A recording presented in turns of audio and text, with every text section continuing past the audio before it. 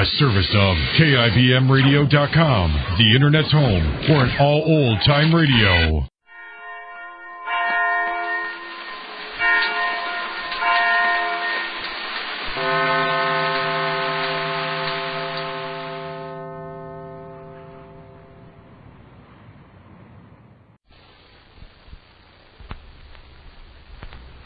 And now, Backstage Wife, the story of Mary Noble and what it means to be the wife of a famous star. Now that Larry Noble is far away in Hollywood making a picture, wealthy Rupert Barlow is making the best of his absence by devoting himself to Larry's wife, Mary, while she's convalescing from acid burns on her hands and face at a New York hospital. Rupert has learned from the doctor in charge of the case that Mary will more than likely recover without serious scars. And this, plus his long unavailing infatuation for her, has spurred his interest anew. If he can possibly create a misunderstanding between husband and wife, now Rupert feels is the time to do it. And so far he has managed to cause some concern at the hospital by veiled hints of disunity to Dr. Allen. And meantime, Rupert is having Larry carefully watched by an investigator every minute of the day and night in Hollywood. Right now, in the hospital, Dr. Allen is talking in the corridor to Mary's nurse, Miss Clark.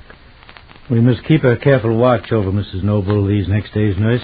Nothing must happen to disturb her peace of mind. I'll do everything I can, Dr. Allen.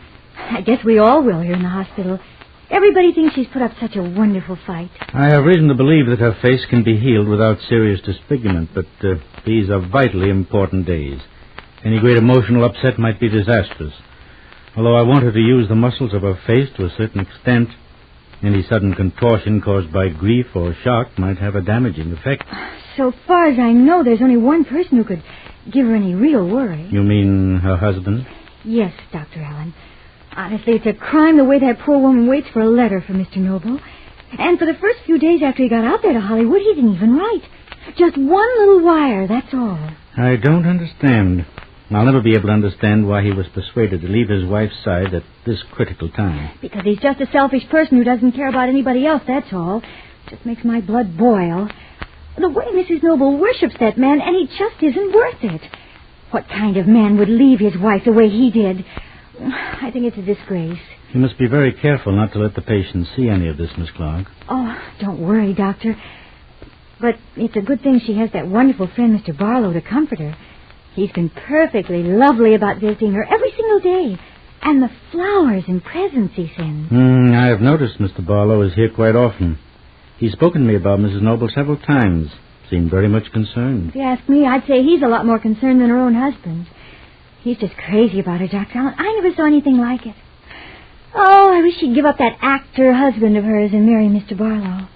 She could have anything in the world. Anything. You'd better not let your imagination run away with you, nurse. Just keep a careful watch these next days and let me know if symptoms of depression occur. Oh, I will, Doctor. You can count on me. Very well. I may stop in later if I have time. All right, Doctor. I'll go and see Mrs. Noble now. Well, now, aren't you about ready to take a little rest, Mrs. Noble?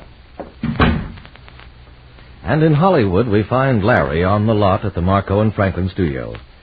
During another long wait between shots, as the crew sets up the lights and cameras, the eager young actress Dora Dean once more approaches Larry and says, Gee, but you were good in that last scene, Mr. Noble. Oh, well, thanks, Dora.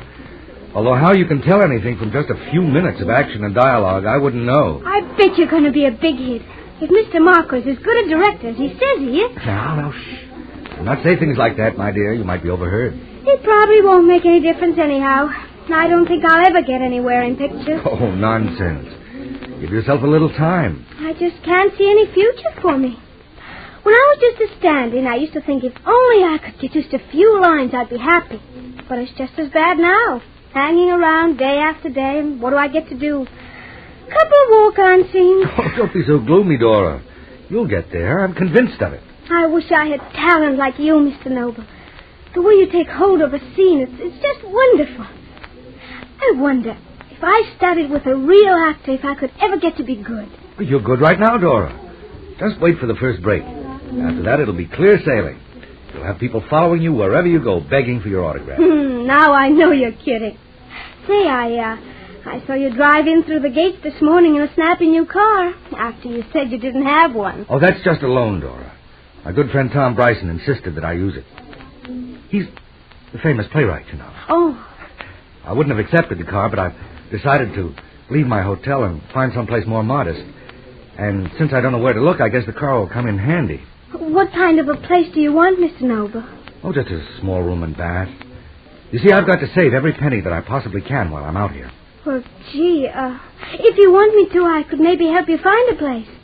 I don't want to sound like I was trying to butt in, but I do know my way around Hollywood pretty well. Oh, I think that's very nice of you, Dora. And I'll be glad to take you up on it.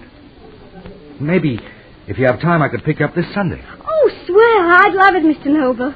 You just tell me where you live, and I'll try to find my way. Oh, no, it's better if I take a bus in. Meet you downtown. I'll show you where, and then you won't have any trouble.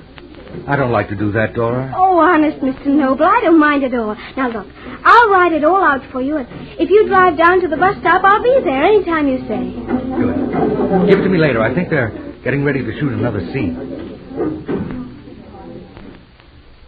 And back in New York, Rupert Barlow is in the office of Irving Morse, private investigator. And as Morse finishes reading the last part of a report, we hear... Picked up subject in Marco Franklin Studio, 625. Followed in car, driven by Marco to corner of Hollywood and Vine. Subject got out, hailed cab, drove to Beverly Hills. Subject ordered dinner, sent to room, left hotel 817. Took car from garage, drove to Knickerbocker, parked in lot. Visited suite occupied by Bryson, a friend. Left 1029, picked up car, returned hotel. Mr. Barlow, there it is. That's the whole story. It's not very much so far. Yeah, you're right. Mr. Barlow, I guess you expected something a little different, huh? You quite sure your operatives are dependable? Or do they just make up a story and turn it in? Oh, my boys are the best in the business. All right, I just wanted to make sure. Now, what do you want me to do? Should I call off one or two of the boys, cut the expense sheet down a little? Huh? No, just tell them to keep on, for the present at least. Okay, Mr. Barlow, it's up to you. Only if you wish to give me some idea what to expect, I could do. I told you, Mr. Morse, I only want Larry Noble shadowed, and his actions reported to me. That's all. You can send the next reports to my apartment. Good day. Okay, Mr. Barlow, anything you say. Oh, here, let me open the door. Oh, I can get it. And about an hour later, Rupert Barlow appears at the hospital, where he's shown into Mary Noble's room. His expression shows nothing of his recent irritation at the detective's reports, as he says, Hello, my dear. I hope I haven't disturbed your rest. Not at all, Rupert. I'm glad to see you. I was sitting up for a long time this afternoon, and I only got back here in bed because my nurse insisted I should. And quite right. You don't want to overtax yourself right now. Oh, I feel so energetic. I feel as though I could walk right out of here and get on a plane for the coast. Now, Mary, I know it's difficult for you to be patient. But surely you know, my sweet, that these last few days are very important. I've been talking a lot to your Dr. Allen, and he stressed the need for quiet and peace of mind. I know. I promise you I won't do anything foolish. And besides, I haven't much longer to wait. Oh, what do you mean? Dr. Allen is going to remove the bandages. And he's promised to let me see the result of all this waiting. Oh, that's strange. He hasn't said anything to me about this. Of course not. This is something just for my doctor and my nurse and myself. Now, when did he say he'd remove the bandages? Sometime tomorrow. Isn't it wonderful? I've been begging him for days to let me know what to expect, but he refused. He said I must wait till the proper time. But today when he was here, he promised to let me see. Oh, I'm so glad for you, Mary, my dear. Have you mentioned this to your husband? Oh, no, of course not, Rupert. I only just found out a little while ago. But you could get a message to him if you wanted to. I'm not going to say anything about it until I've seen the result. Well, suppose... Not that I like to say this. Suppose you weren't entirely satisfied. I'm not going to think of that, Rupert. I'm just going to wait. Bless you, my dear. You're such a brave, wonderful person. I hate to have you go through this ordeal without someone at your side. I'd gladly arrange to be here to give you whatever moral support I could. Thanks just the same, Rupert. It's kind of you, but I don't want anyone with me, no one at all. I only want to know what I can hope for, so that I can start to plan the future course of my life.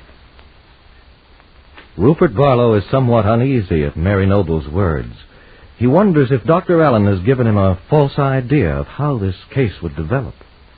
Be sure to be listening tomorrow to Backstage Wife, the story of Mary Noble and her husband Larry Noble, famous Broadway star.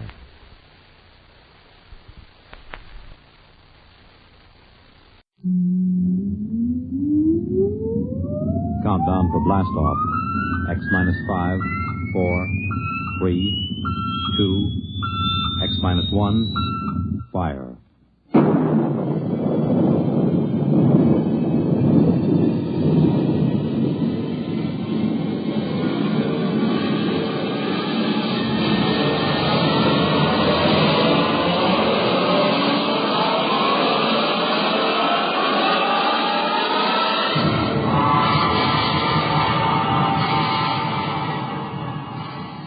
From the far horizons of the unknown come transcribed tales of new dimensions in time and space. These are stories of the future, adventures in which you'll live in 1,000,000 could-be years on 1,000 maybe worlds. The National Broadcasting Company, in cooperation with Galaxy Science Fiction Magazine, presents X minus 1.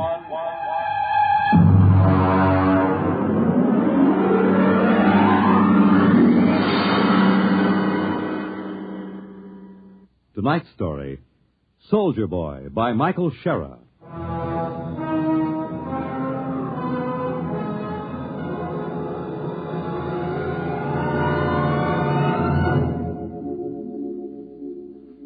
There is a Scandinavian legend. In the Northland deep, in a great cave by an ever-burning fire, the warrior sleeps. For this is the resting time, the time of peace. And so shall it be for 1,000 years. And yet we shall summon him again, my children, when we are sore in need. And out of the north he will come, and again, each time we call, out of the dark and the cold, with the fire in his hands, he will come.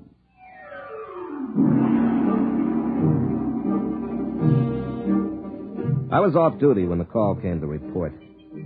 I was off duty and out of uniform. As a matter of fact, I was in a bar, drunk. Bossio had just spilled a beer over me. I cussed him out, and when I looked up, there was a shore patrol standing over me. Captain Dillon? Well, where did they find you, Buster? Did you flunk out of high school or get into a fight with your father and run away from home? Captain Dillon, I have a message for you. Well. Look, Bossio, this is humanity's finest. He has joined the service to protect home and hearth against the savage aliens. Touching, Dillon, touching. Are you Lieutenant Bossio? I have a message for you, too. Have a drink, kid. No, thank you, sir. Well, listen to that, sir, Bossio. This kid has got morale. It's a fact, Dillon. He's crawling with it. Sure, I haven't heard morale like that since the Second Martian Revolt in 23. Boy, don't you know that the armed service is a scrap heap? Do not use the best iron to make nails or the best men to make soldiers. Old Chinese proverb. I didn't raise my boy to be a soldier. Ancient folk song. Please, Captain, Lieutenant, I'm just doing what they told me to. I'm supposed to tell you to report to division headquarters. Uh-huh. And they told you to try every bar on the strip and you'd be sure to run into us, huh? Yes, sir. Those were Colonel Swift's orders. A good commander. He knows the whereabouts of his troops. All right, Bossio, drink up. Let's go. Duty calls.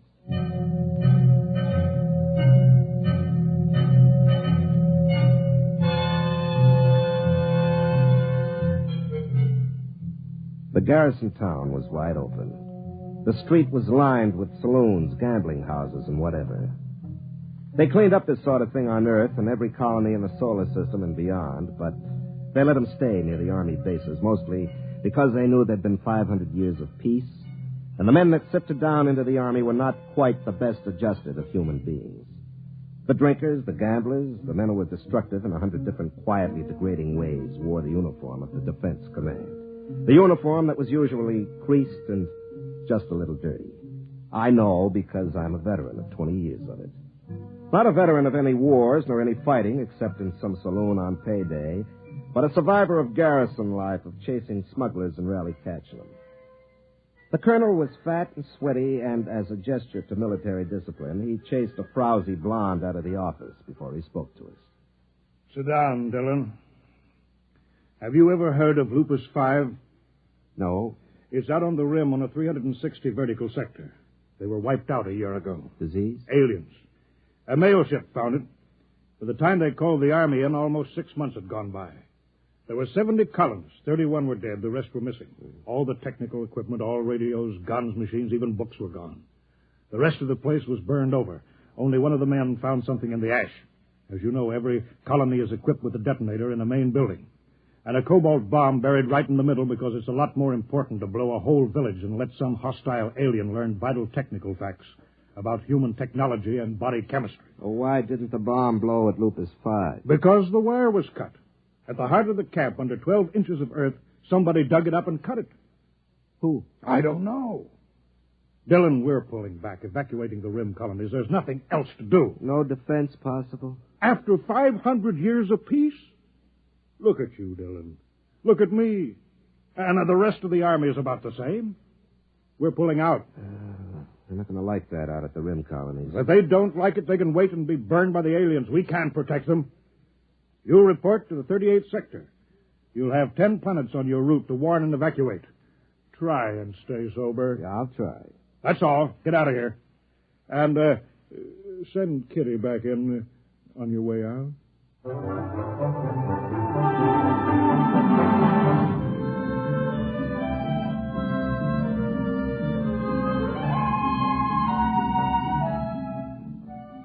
We cleaned up 3 planets, delivered the dispatches from headquarters, and tried to find out if they had anything worth drinking in the colonies. Usually they didn't.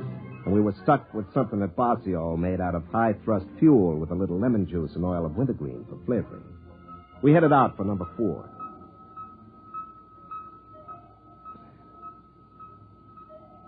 Hey, Dillon. You want another belt? No, not now. I got to feed orbits into this fool computer. Light up. Come on. There she goes. You know, it's funny. What? Life. You're a 90-proof philosopher, Basio. Nah. Look, we come down on a planet. Nobody talks to us. We can stand out in the landing field in snow or sand or whatever they got on their miserable planet. Nobody wants us. Well, look at you. Can you blame them? No, you don't get it. What are we here for? To save them. To shove a firecracker under their tails and get them out while there's still time. What do they call us? Soldier boy. Drunken bum. Now, what do they do that for? 3 guesses. Yeah, like on that last one. They almost mobbed us. Every time we walked out in the street, they looked at us as if these uniforms are some kind of an insult. Well, look up your history, Basio. There's been too much misery tied up with soldier suits of some kind. It's practically a racial memory. Baloney. They got no call to treat us like we were criminals. They would have shot me down if you hadn't taken off so quick. Yeah, look, Basio. If somebody comes and tells you got to get off the planet that's been home for 20 years and then wrecks their best restaurant in a brawl, what do you expect? The medal? I guess you're right. Hey, that was some scrap. Yeah. I didn't like the way that stuck-up head waiter called me soldier boy. I'll do it all over again. I know you would. On the next planet, do your drinking on the ship. It's safer all around. Well, they still got no right to be so stuck up. After all, somebody's got to be in the army. Yeah, I guess so. Well, that's the last orbit. Pass me the bottle.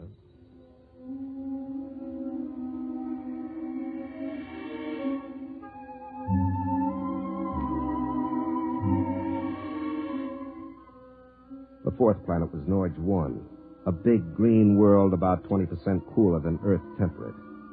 They'd heard about the evacuation, and when we sent the scout down on the landing field, there was a crowd gathered. When I opened the hatch, I could smell a wet, heavy breeze that meant snow. It was below freezing, and Army-issue cold weather gear wasn't worth much. I waited out at the edge of the field for 15 minutes, waiting for somebody to take notice of a ship of the United Earth Defense Command. I just stood there in the cold wind with a pint to keep me warm. Finally, somebody came out to talk to me. What do you want? I'm Captain Dillon. I have a message from Fleet Headquarters. You in charge here? Nobody's in charge here. If you want a spokesman, I guess I'll do. What is it? Well, I got a dispatch for you from headquarters. I'll look at it later. Is it always this cold? This time of year. He's a brass monkey. Drink? No, thank you. Mind if I do? No, you have to. I don't suppose you got any decent liquor on this planet. No, we don't have any. Yeah, I forgot. All right, let's get going. We haven't got much time.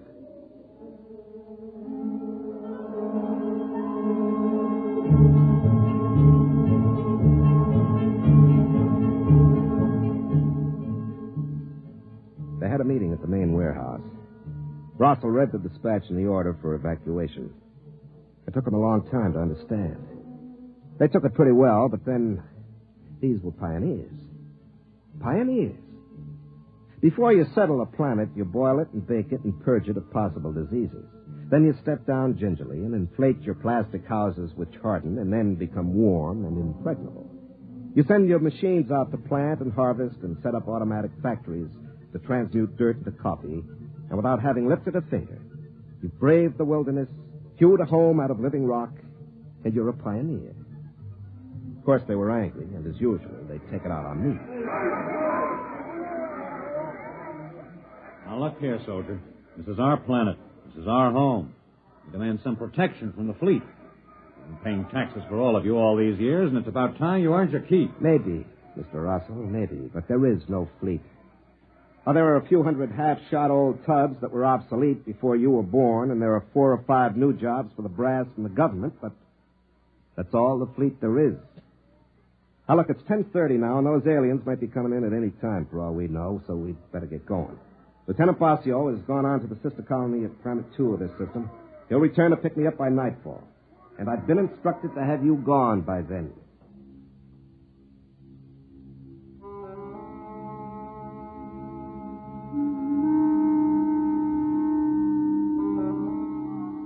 I wanted to remind them that nobody wanted the Army, that the fleet had grown smaller and smaller, but there wasn't any point to it now.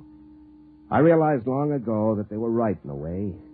I was a big, fat anachronism, a fossil, a hangover from the Dark Ages. Only, unfortunately, we'd run right into a new Dark Ages that came from somewhere out in the stars and picked off colonies and burned them to a cinder. Well, when they finally left the meeting, I went out to check the bomb. The detonator was in the radio shack. It was a long metal bar with a lock on it. I followed the conduit down the wall till it entered the ground. Then I started to chop at the frozen earth to follow the wire.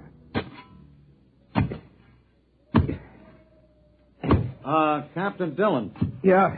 How many people can your ship take? Well, she sleeps 2, won't take off with more than 10. Why? We're overloaded. There are 60 of us, and our ship won't take over 40. We came out in groups, so we never thought. You sure? She's only a little ship. She's all we could afford. Well, it looks as if somebody's going to find out firsthand what those aliens look like. It's not very funny. All right. Maybe the colony on 2 has room. I'll call Bossio and ask. Aren't there any fleet ships within radio distance? Look, the fleet is spread out kind of thin nowadays. Yeah. Here it is. What's that? That's your wire from the detonator to the bomb. Somebody dug it up, cut it, and then buried it again and packed it down again real nice. Fool. Who? Well, one of us, of course. I knew nobody ever liked sitting on a live bomb like this, but I never You mean one of your people? Isn't that obvious? Why? Well, they probably thought it was too dangerous, like most government rules. Maybe one of the kids. No. There was a bomb wire cut on Lupus 5 just before the alien attack. Maybe an animal? No, no animal did that. Some coincidence, huh? The wire at Lupus 5 was cut just about before an alien attack. Now, this one was cut, too, newly cut. So something knew enough about this camp to know that a bomb was buried here and also to know why it was. Something didn't want the camp destroyed, so it came into the middle, traced the wire, dug it up, and cut it, and then walked right out again. What'll we do? Pass out your guns. Try not to scare them. I'll be with you as soon as I splice this wire.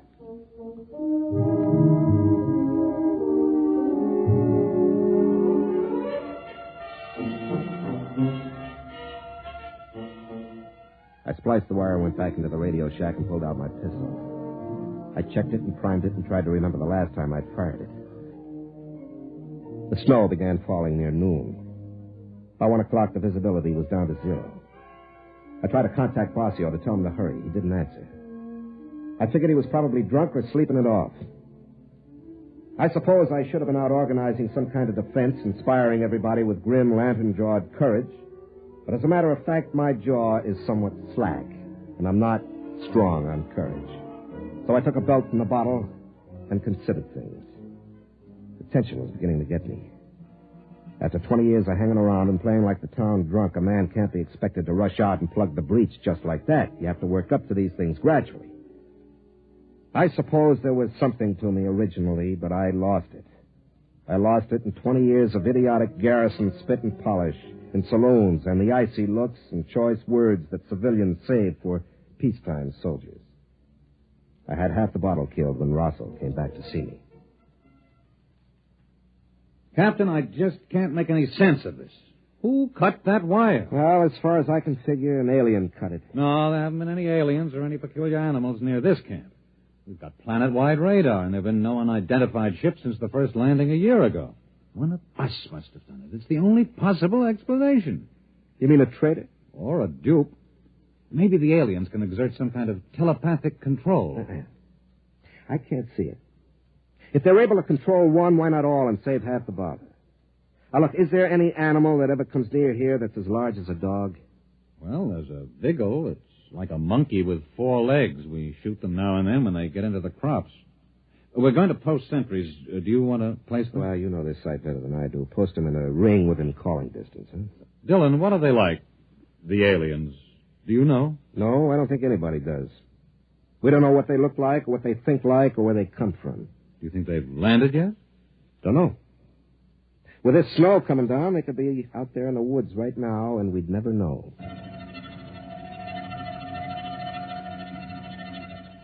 Planet Director 7396 recording progress report on attack day.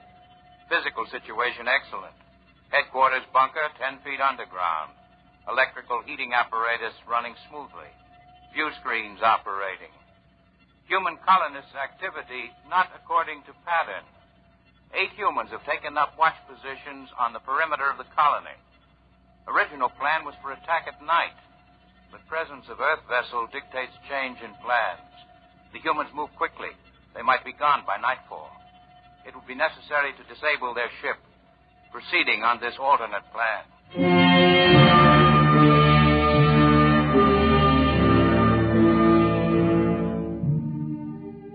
At noon, Rossel reported that Planet 2 didn't answer his call. Basio might be drunk, but the colony on 2 wouldn't be. If there was no answer, it was because they were dead. The people were quiet and frightened. Some of the women were beginning to cry. They brought me coffee now. It had begun to dawn on the women that they might be leaving without their husbands or sons. They had their ships stripped down and they were loading. The ones that were going stood outside and stripped off their clothes. Cold weather gear of 40 people weighed enough to get a few more on board. In the end, the ship took 46 people. When they were all loaded and they cleared the landing field and the hatches closed.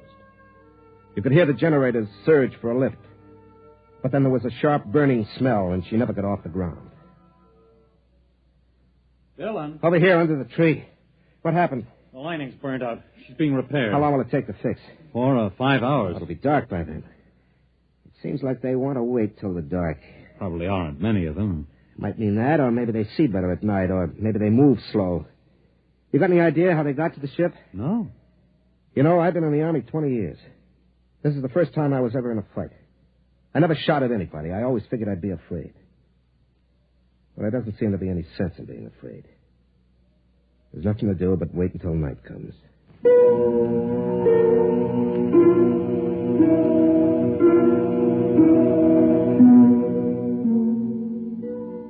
I sat there thinking of Basio. He was dead. There wasn't much doubt of that. Probably died dead drunk and not giving a solitary hoot. I stared out into the snow and thought the same thought over and over. Basio is dead. Basio is dead. In all this dog-eared, ape-run universe, he was about the only friend I had, and so naturally he was dead. Dead because he tried to come out here to help these people. People who cursed him and called him a drunk, which he was, and a brawler, which he was when somebody crossed him. But he was the one who came to help. And in short time, I'd be staying behind so that some colonist could jam himself aboard my ship and lift out to safety. And I'd die to save somebody I didn't even know. Somebody who 24 hours before would be ashamed to be found in my company. They'd come to an army for help too late. An army like me, sodden and not knowing whether they can fight or not. Dylan. What? Over there, at the edge of the woods. Something moving. You can see it through the snow. Look out. How far do you make it to that tree? About 50 yards. 50 yards. There it is, you see, by the bush. 50 yards, no wind, half charge. I have a feeling I'm forgetting something. Well, here goes. You got it! Get down. Maybe more of them. Wait and see. I saw it clear when it jumped. It was one of those monkeys. Maybe. We'll see.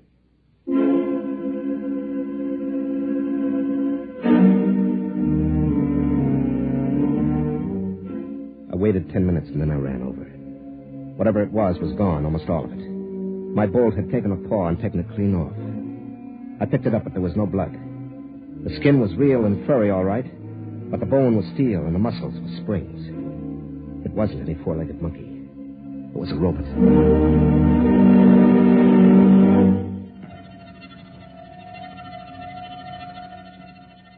Planet Director 7396 recording progress report on attack day. Due to component tube failure, small robot unit out of control. Wandered towards settlement.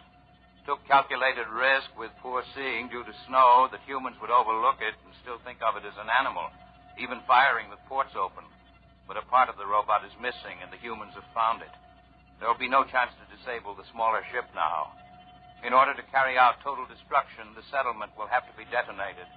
The settlement will have to be bombed from previously planted locations.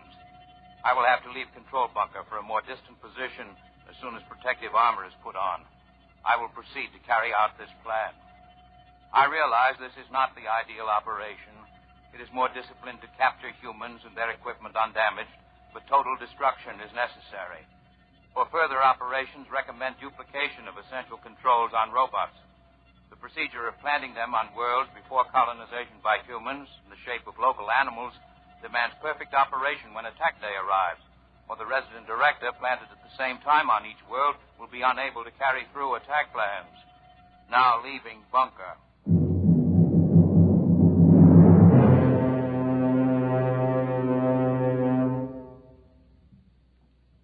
That's how they got the ship, all right. Probably slipped a Vigil through the aft port and left it in there to foul the lining. Wonder what else they've got. Well, probably all kinds of things. Must have been some kind of lizard that went under and cut the wire. A spicer lizard. They can burrow underground. And we've got a bat that could do aerial reconnaissance for them. Well, they know everything about you, and we don't know anything about them. They're probably sitting out there right now, swarming behind those trees, waiting for it to get nice and dark. All right, you better get back to the others and tell them I'll stay here. Why? Because we only need one. If we could just get one back to a lab, we'd have some clue to what they are. We can't just cut and run. We've got to make a stand. I didn't think the Army made stands. I thought they just pulled out. Yeah, I suppose so. An army does what it has to, and ours is weak and filled with men like me. But even so, there comes a time when you have to make a stand.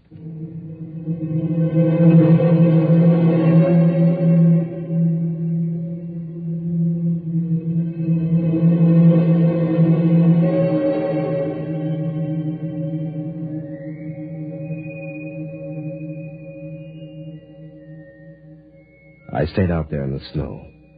I wasn't thinking very calmly. It was too cold. But it was probably just as well.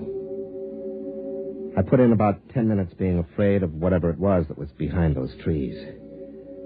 What I needed was luck. Just good, plain old luck. I didn't know where they were or how many there were or what kind, so I needed luck. I started to inch forward in the snow. There was nothing but quiet in the trees.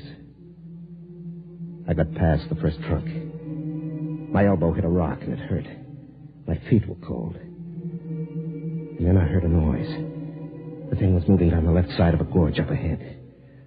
I got up on my knees. I blew on my fingers and threw the charge level on my pistol over to full.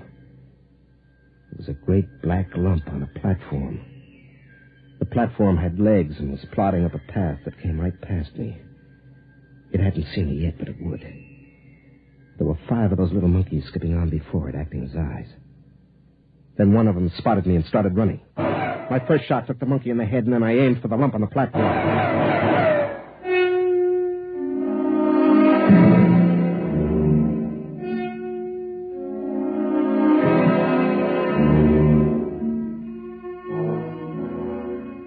They got one blast off before I hit anything vital. It burned across my shoulder, my shirt charred. Felt as if I'd been hit in the arm with an axe. Nothing else moved. The monkeys were stiff like statues, and the platform was on its side. Through a hole in the black lump, something gray and soft was oozing out. I looked around and saw the robots frozen, and I realized I'd got him. I'd hit the guide, the alien who was directing the robots. I kicked at it with my foot. It was too big and heavy to carry. I'd have to send someone back for it.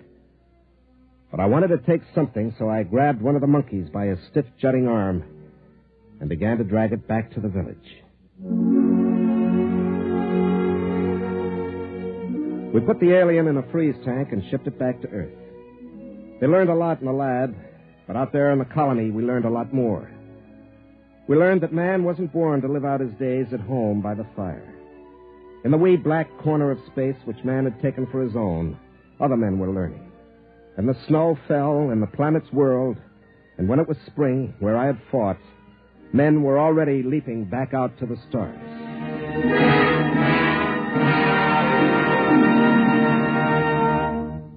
You have just heard X-1, presented by the National Broadcasting Company in cooperation with Galaxy Science Fiction Magazine, which this month features The Native Problem by Robert Sheckley, in which a misfit discovers that there is not plenty of room in space for his kind, that in fact there is less room in space for him than anywhere else.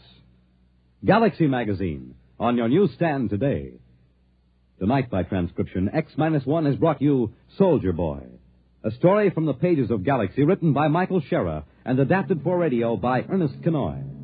Featured in the cast were Larry Haynes as Dillon, Ralph Bell as Bossio, Alan Hewitt as Russell, Bob Hastings as the shore patrolman, Wendell Holmes as the colonel, and Kermit Murdoch as the alien. Your narrator was Floyd Mack.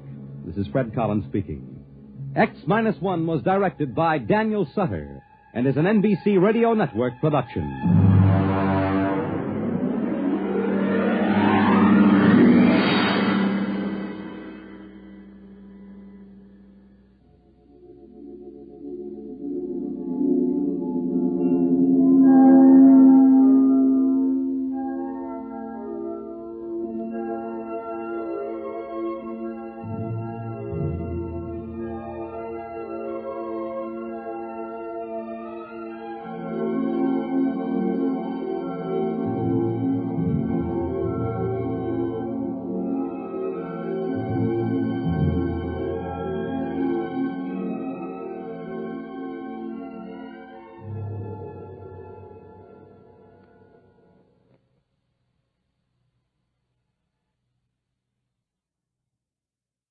One of the best, one of the most popular programs on radio. That's You Bet Your Life with Groucho Marx. And here's a reminder. Now Groucho can be heard on Saturdays, and he's on at a time when every member of the family, from Junior to Grandpa, can join in the laughter that goes with each question and answer session. A new day, a new hour, but the very same fun and good times that have made Groucho and You Bet Your Life so popular throughout the years. Have you ever met a hamburger king or an earthworm farmer or a famous beauty contest winner? Well, these are some of those who have appeared as Groucho's guests. Who will be his guests tomorrow? Well, that's a secret, but you can bet your life they'll be full of fun and surprises. Have you ever heard Groucho sing his classic Captain Spaulding or throw a romantic line at a pretty girl? Well, listen in and you'll find out. Hear music in the Morgan manner. Russ Morgan, live, weekday mornings on NBC Bandstand.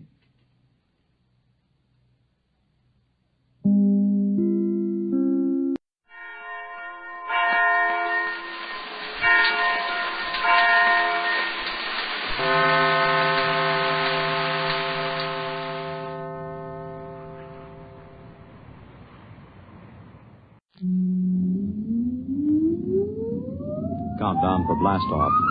X-5, 4, 3, 2, X-1, fire.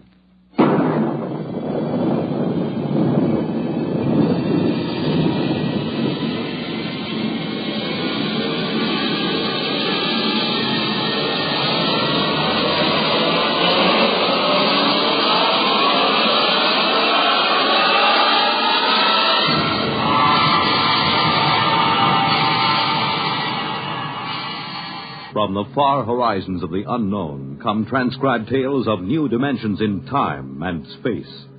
These are stories of the future, adventures in which you'll live in a million could-be years on 1,000 maybe worlds. The National Broadcasting Company, in cooperation with Galaxy's science fiction magazine, presents X minus 1.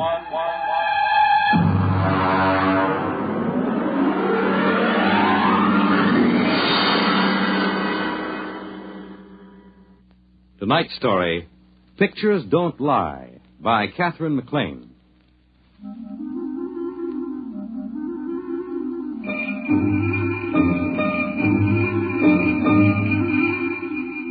I had been writing science stories for the Times for a few years before the whole business of the aliens came up. I got on to doing science because I wasn't a very good sports writer, and the Guild made it clear to the manager that I had enough seniority to make it tough to fire me. So, when Masters went over to Life magazine, I was shoved into his spot. Now, being the man from the Times on any given story is quite a responsibility.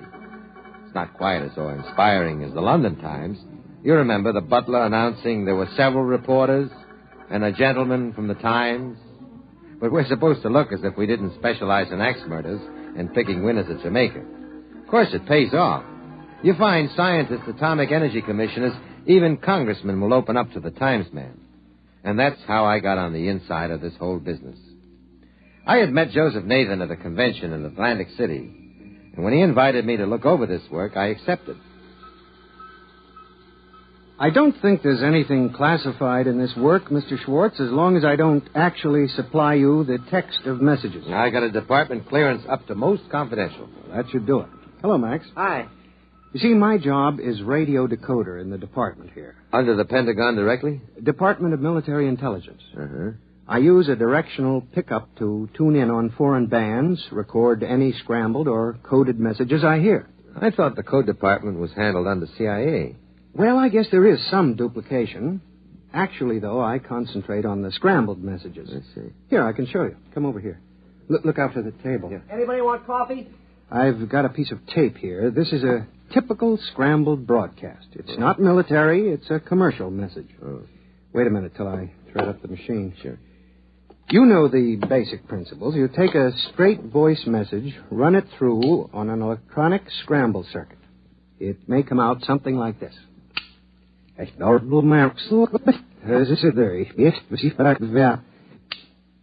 My job is to pick a thing like that out of the air, analyze the patterns, and wire an unscrambler. I've got this particular pattern set up on the machine, you see. Tanker number 734, capacity code 7, estimated time of arrival at Galveston 30. You see? Mm-hmm. Now, that was just a commercial message. I do the same thing with military intelligence. Is it something like old-fashioned cryptology? Well, yes, except there's a small complication.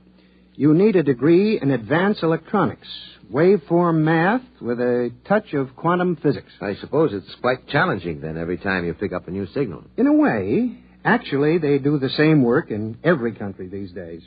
Everybody knows it's just a matter of time before any scrambled pattern is broken. It's pretty routine. Ever pick up anything exciting? Well, actually, most of the messages, when I unscramble them, are still in prearranged code, and I have to turn them over to cryptology. It's something like copying Jabberwocky 500 times by longhand. Well, there is something interesting here. Listen to this piece of tape. I don't hear anything. Well, that was it. Oh? Now listen, there's another one coming up. That's it. Well, I get that on my car radio, static. Yes, but that's from the stars. You mean radio interference? That's right. I think you wrote about the work at Bell Telephone and RCA Labs about radio telescopy mapping the star positions by static. You're interested in that? Not exactly. They've never been able to figure out why the static on these particular bands comes in such jagged bursts. Just doesn't seem natural. You have any ideas? Oh, I don't know. I've been kicking around the notion that it's not a natural phenomenon. I've been trying to discard it, sort of like playing chess against yourself on the train in the morning. Well, that's about all there is.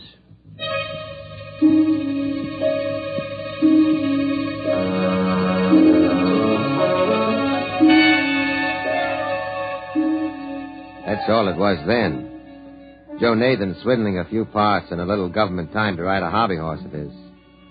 I wrote up his job for the Sunday magazine section. It got squeezed out for an article by a famous actress on the 10 leading roles I disliked the most. So I forgot about it. Went back to announcing a miracle drug per week and conflicting theories of psychoanalysis. I don't know what I'd do without them. They're always good for a piece. I was at the office late one night. I didn't have any work, but I just didn't feel like going home and putting the kids to bed. Schwartz. Mr. Schwartz? That's right. This is Joseph Nathan. Do you remember? Yeah, sure. How are you? Mr. Schwartz, can you come out to my lab? You mean Riverhead? Yes. I'd like to show you something. Well, maybe we can make an appointment. As a matter of fact, I have to be out on Long Island next week. No, I mean tonight. Oh? What is it? I think I've found something that you might be interested in. Yes? You know those static bursts I recorded? The ones that came from the stars? That's right. I've decoded them.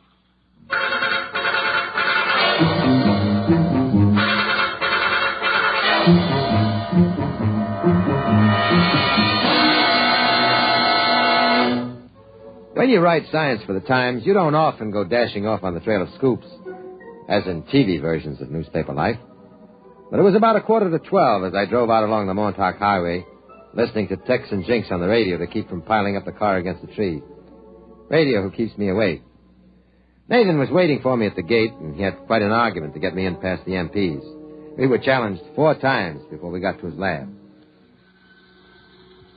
I'm glad you came, Mr. Schwartz. Oh, it's a nice night for a drive. I know. But frankly, I wanted to ask you what I should do. You see, I requisitioned the supplies without authorization, and I don't know how to explain it to my division chief. I mean, it isn't as if I took any of the equipment home. It's all right here. But I've got to tell somebody. I just thought you might have some experience in how to handle a thing like this. Like what? Well, you remember that static recording I played you? Here, I got it set up. Oh, yeah. Yes, I remember it vividly. Now, Mr. Nathan, it's very late, and this is far out on Long Island. Now, you see, there's an old intelligence trick, speeding up on a recording till it sounds just like that, a short squawk of static, and then broadcasting it. Undergrounds use that when they don't want their transmitters located by triangulation. When you receive the broadcast, you slow it down and get your message. Oh, no, wait a minute. You mean that you've decoded those static bursts from the stars? Well, no, not exactly. I mean, they're not in code. Hey, you think there's somebody out there broadcasting at us? Well, no, it's not exactly that either. Everything all right in here, Joe? It's all right, Max. Mr. Schwartz has a clearance. Okay, see you in the morning. You see, if a star has planets, inhabited planets, and there was any broadcasting between them, they'd send it on a tight beam to save power. Uh-huh. It's the same method we used to aim radio beams at the satellite stations. You don't lose power.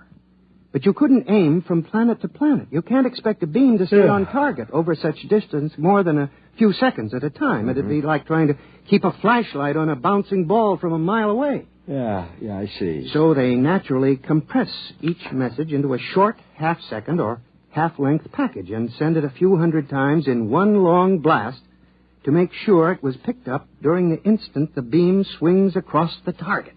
You see? Huh? Well, yeah, I suppose so. Was that what those static squawks were? I think so. I've got them analyzed up to a point, and they can't possibly be random. Oh? I recorded a couple of screeches from Sagittarius section, and I concentrated the work on them. It's taken me a couple of months to find the synchronizing signals and set the scanners close enough to the right time to even get a pattern. But I'm getting close to it now. Huh? You mean you've actually picked up messages from some form of alien life out there in the stars? Yes. You see, and this raises a tremendous problem. How am I going to explain to the division chief why I made all those unauthorized parts requisitions?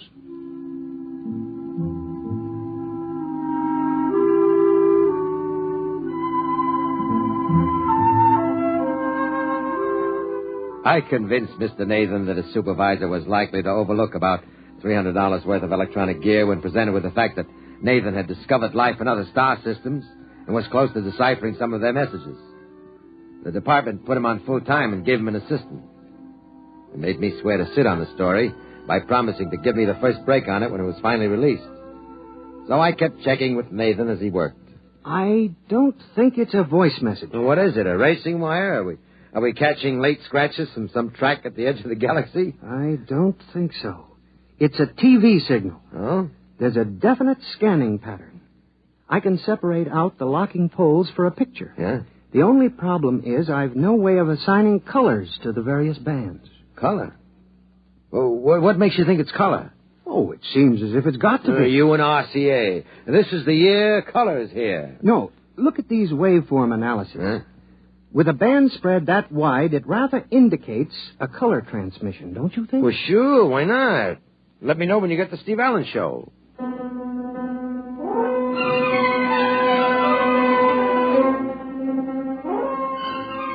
And then, of course, he did. Not the Steve Allen program, but the equivalent of it. He called me in about 4 months later.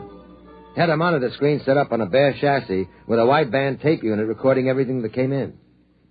Here, wait till I turn on the set. See, this is what I've been trying to figure out for at least a month. You see this picture?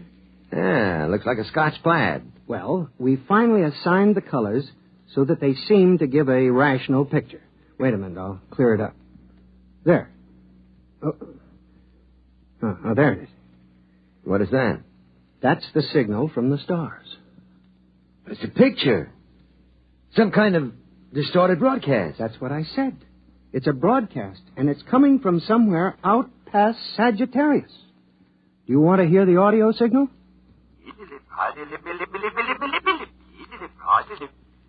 That's their language? That's right. We're sure about that. The colors were assigned arbitrarily, of course.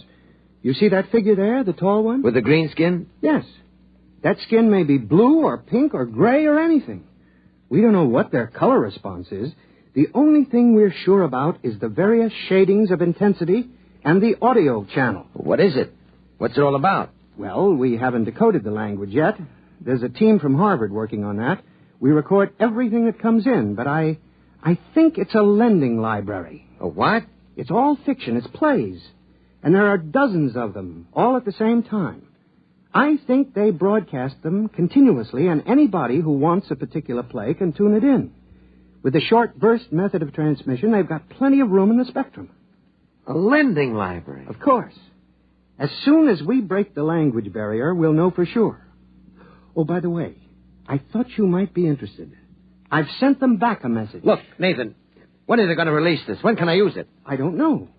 In the civil service, you don't ask questions. Now, like look, that. I'm a newspaper man. This is the hottest story. I thought you were from the Times. I know, but it's still a newspaper. What is the message you sent them? How do you do it? Well, I took a print of a film. Yeah?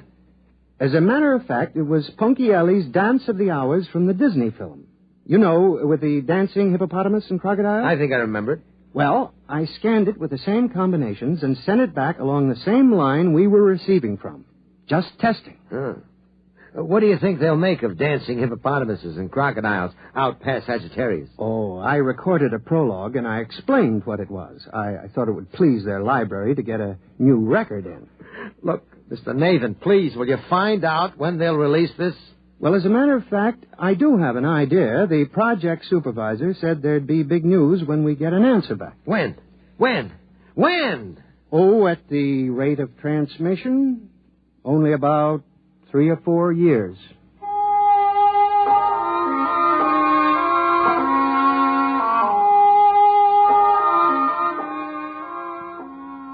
That's what it was.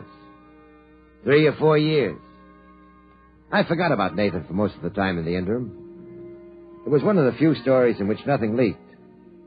I have a feeling if the Pentagon realized how much I knew about it, I never would have gotten out of the laboratory at Riverhead.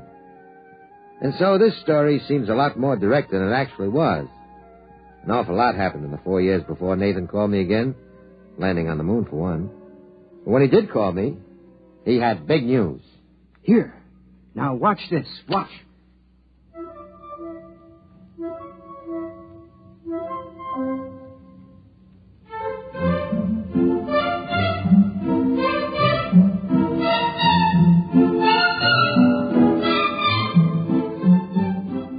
that the recording of the message you sent out? I've seen that before. No, it isn't. That's a message we've received. They're playing it back to us. Now, wait. You'll see. Now, look. You see? There's an auditorium. They've been showing our message on a screen. Look at them. What are they doing? Waving their hands in circles? Well, that might be applause. You can't tell, but that isn't the most important thing. Do you realize what the intensity of this message was? On an Omicron scale, 302.8. Yes? Now, you'll see what I mean. Now, watch. Their camera, or whatever they use, pans up from the audience. Look at that wall. Hey, it looks like a ship's hold. It is. It's a spaceship. That accounts for the intensity of the broadcast. We've picked up an alien spaceship, and they've gotten our message. They're approaching the solar system, and we'll be able to contact them. Joe, I just don't care anymore. You've strung me along with this thing for 5 years, and it's no use to me. Absolutely no use. Why, didn't I tell you? The Department of Defense is releasing the story to the press. You have it today, and there'll be a general release tomorrow.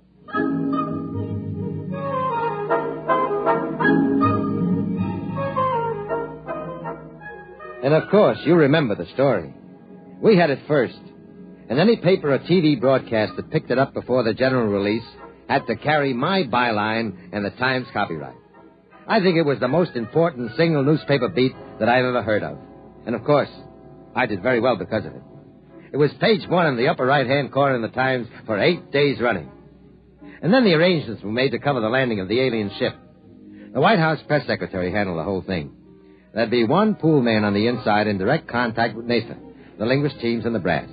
Naturally, I got the pool assignment. There wasn't any question of it, really. But the rest of the boys were in on the releases, briefings, and press conferences. On arrival day, we were all schlepped out to the apron at White Sands Rocket Base. The concrete is graded to stand the thrust of those 3-stage giants that make the satellite and moon runs.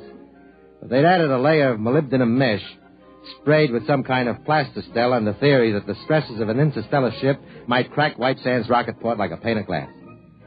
The communications equipment was set up in the old red control blockhouse that hadn't been used since a whack Corporal missile misfired in 58.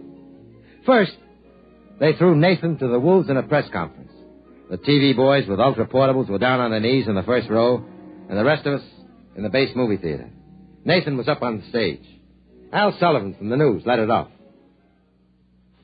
Mr. Nathan, what do you think of the aliens? Are they friendly? Do they look human? Very human. Exactly where will the alien ship land? Well, that isn't exactly my field, but when you get out to the port, you'll see the strip. It's like a tic-tac-toe diagram.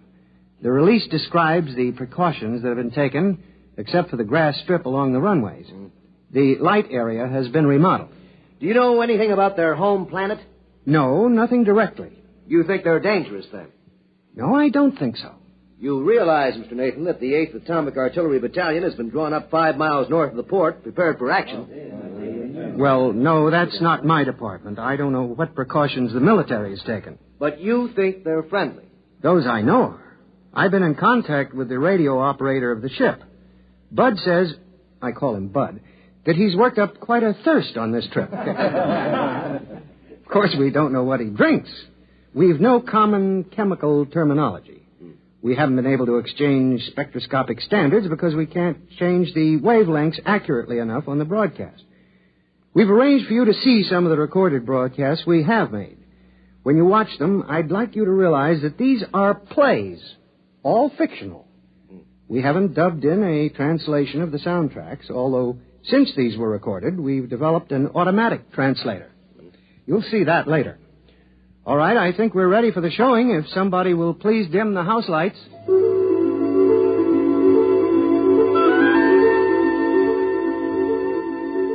Of course, I'd seen the films before, but I stayed at the back of the hall to watch them again. The almost human forms, half dancing, the colors bright but strange. The sound was a flowing language with many shifts of pitch, and there was that strange, odd motion, not slow, but somehow drifting. It had been bothering me for some time, the films. There was something in the way they walked. They were good actors. Even without knowing what was happening, you were interested. You could tell the hero from the villain sometimes, and you rooted for him. Finally, I went out to the lobby, and I found Nathan pacing up and down. What's on now? That recording that they returned with the Ponchielli. It's funny, you know. They're crazy about Ponchielli and Mozart. Can't stand Gershwin. Strange. Joe, there's something wrong with the films. What do you mean? Well, something wrong with the whole thing. It's a hunch. I felt that way with the vaccine for the common cold. Turned out to be a bust, huh? Now, there's something about the way they move. Well, that bothers me, too. When I turn the tape faster, they're all rushing, and you begin to wonder why their clothes don't stream behind them, why the doors don't close quickly behind them, why things fall so fast. Well, we don't have to worry about it. We'll see them in about 2 hours when they land.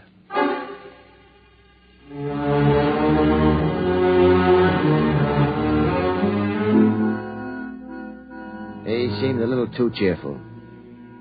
Joe Nathan wasn't like that. He was usually too serious, took things literally. But he seemed to be trying to convince himself that nothing could go wrong.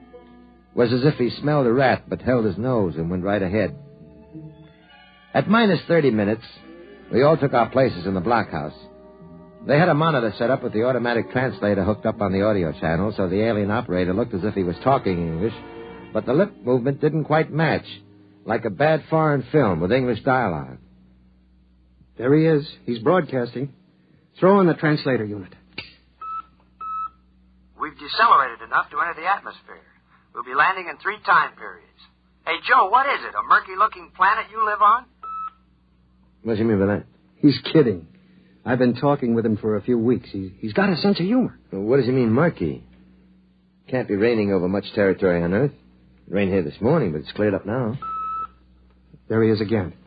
See the way he holds his mouth in an O? Uh-huh. That's their laugh. Oh. There, you can see his view screen behind him. He must be just entering the atmosphere. There goes the green light again. What's that? Oh, we're not getting this broadcast direct. That light means they've sent a concentrated squawk broadcast. We record it, slow it down, and then play it back here. Just a minute, and we'll get what he said. Here it comes. Hey, Joe, it's dark. Your atmosphere is thick, really thick. You didn't tell me that. Approaching ground level. I didn't hear any rocket jets. We should hear a landing blast, shouldn't we? I don't know. Another message in. We've landed. We're down. Well, they can't be. They can't be. There's nothing out there. Here he is again. Listen, Joe, we're down. We're landed, but our detection field shows no buildings near. Nothing. The atmosphere registers thick as glue. There's tremendous gas pressure. Our hull won't take it too long. There's no light at all. Joe, you didn't describe it like this. What kind of a trick is this? We've got a directional fix on the broadcast now. Well, where is it? There, on the field. We're trying repair. We're adjusting a view screen to pick up the long waves to go through this murk. The engineer says there's something wrong with the steam jets. We're sending a help call to our nearest space base. Joe, get us out of here. Well, where are they? Where are they? There's nothing out there. Nothing. They'll have to triangulate the next broadcast again. Joe, you've got to send a rescue party somehow. Listen, we've got a viewing screen rigged now. We're in the middle of a half circle of cliffs. Around the horizon, there is a wide, muddy lake with swimming, pulpy things attacking and eating each other on all sides. We're almost in the lake on the soft edge. The mud can't hold the ship's weight, and we're sinking. The tubes are mud-clogged. When can you reach us? They're out there, aren't they? They're out there on that airport. On the empty field. Where are you? We're sinking. Where are you? I was wrong. The squawk transmission, by speeding it up for better efficiency, I was wrong. What do you mean? They don't speed up their broadcasts. They live that fast. Over an hour of talk and action in one squawk? Nothing of any size could move that fast against inertia. Joe, get us out. We're sinking. We're sinking into the mud, into the lake. The hull is buckling. Joe, get us out. You can't, can you? How? Get them out. There isn't a lake or a river within hundreds of miles from here. The direction finders. The broadcast came from out there. From the concrete spaceport. Possibly at the edge of the runway where the grass is growing. After all, it rained this morning. Do you think we could ever find them? Maybe. With a strong enough magnifying glass.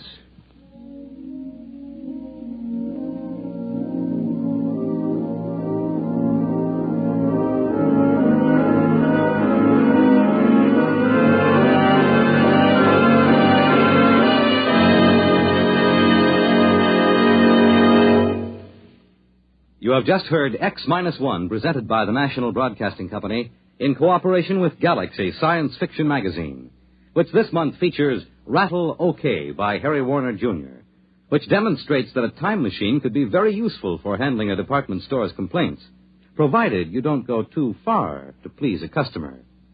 Galaxy Magazine, on your newsstand today. Tonight, by transcription, X-1 has brought you Pictures Don't Lie, a story from the pages of Galaxy written by Catherine McLean and adapted for radio by Ernest Kenoy. Featured in the cast were Joe DeSantis as Schwartz, John Gibson as Nathan, Sam Gray as a newsman, and Dick Hamilton as the alien. Your announcer, Fred Collins. X-1 was directed by Daniel Sutter and is an NBC Radio Network production.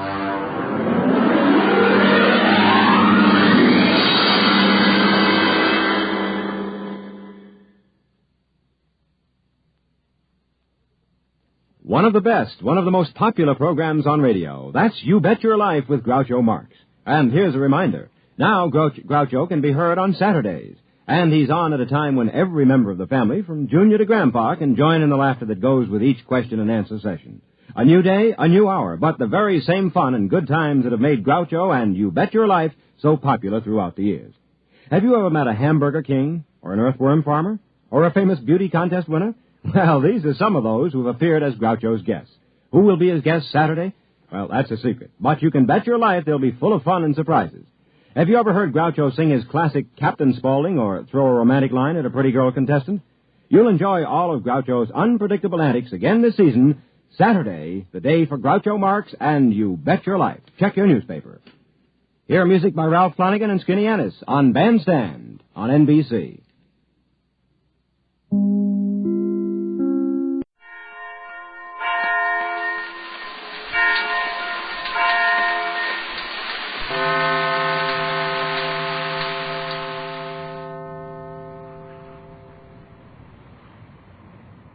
Throughout the long hours just before dawn, Mrs. Gregory and Captain Bradford have waited in the Euclidean control chamber with G-47, waited for news of the submarine, which is plowing northward in 50 feet of water, to meet and capture the rescue boat with Johnson aboard. Jerry and Joan have been forced to go with the submarine, and Jerry has been compelled to send radio messages from the submarine to Johnson, as if he were sending them from the Magic Island, asking Johnson to hurry to the island. As we look into the communication chamber on the 50-foot level of the island, we find G-47 looking intently into the prism reflectors. Mrs. Gregory and Captain Bradford watch him. Don't forget you were fooled once before when you were allowed to look into this reflector. That's true, Pat, but this time I think our friend here is too busy to bother with playing any tricks on me, eh, G-47? Precisely. The image before you is Johnson's boat. Then if your calculations are correct, and if those messages we heard between the submarine and Johnson's boat were genuine, the submarine should be under the other boat in a few minutes now. Right. If Johnson's heading a steady 35, as he says, and the sub maintains it's 25, they should meet in 5 or 6 minutes. What will happen then? What instructions have you given that woman commander regarding her treatment of Johnson? She will bring the boat here, if Johnson is sensible. Otherwise... Otherwise what? It will be sunk with all on board. Oh, Tex, I'd rather lose everything on board than have that happen. G-47... won't you let us send a message to Johnson telling him to surrender peaceably? I want everything on board that boat, but I will destroy it if necessary. There are other materials, and your formula, which Johnson has taken from the leg of that pigeon. Oh, you knew the pigeon had reached Johnson's boat? Precisely. Jerry had to give it away in his last message to Johnson. Can't be helped. I can always compel you to give me the formula, Captain. That won't be so easy to do. We value that formula more than our lives, G-47. We will never give it up. So, you see, if you sink Johnson's boat with the formula materials on board, your chances are mighty small. That can wait. Now, if you will look into the reflector carefully, you will see the end of another of your hopes. What does he mean, Tex? I don't know. Let me get a good look at that thing. I wonder. Yes. You win that one all right, G47. What are you talking about, Tex? Well, I had an idea Johnson might be able to slip a message to one of those battleships maneuvering around here. But that's blown up now. Look, Pat. You can see the ships going away. And they're too far off Johnson's course for him to reach them. Yes. Especially after Johnson's receiving Jerry's message to come straight to this island. It may have fooled him. Not a chance. But Johnson will figure that for all our sakes, the safe thing to do is to obey the message. He'll have something figured out to help us when he arrives. But don't you think Johnson might have been able to get a message to those boats without being heard here? No message could leave there without being heard here. No, I suppose you're right. Well, I guess all we can do is stand here and watch this. How far are they from the island? They will meet just north of 28 degrees, about 75 miles from here. And will this reflector show the meeting? I mean, will we be able to see the details of both ships? Perfectly. When the time comes, I will increase the power and sharpen the focus. You will have splendid opportunity to witness the surrender. I'm not going to stay here and see it. I'm going back to the yacht. You stay here, Pat. We can't do any good on the yacht. We might as well see it, no matter what happens.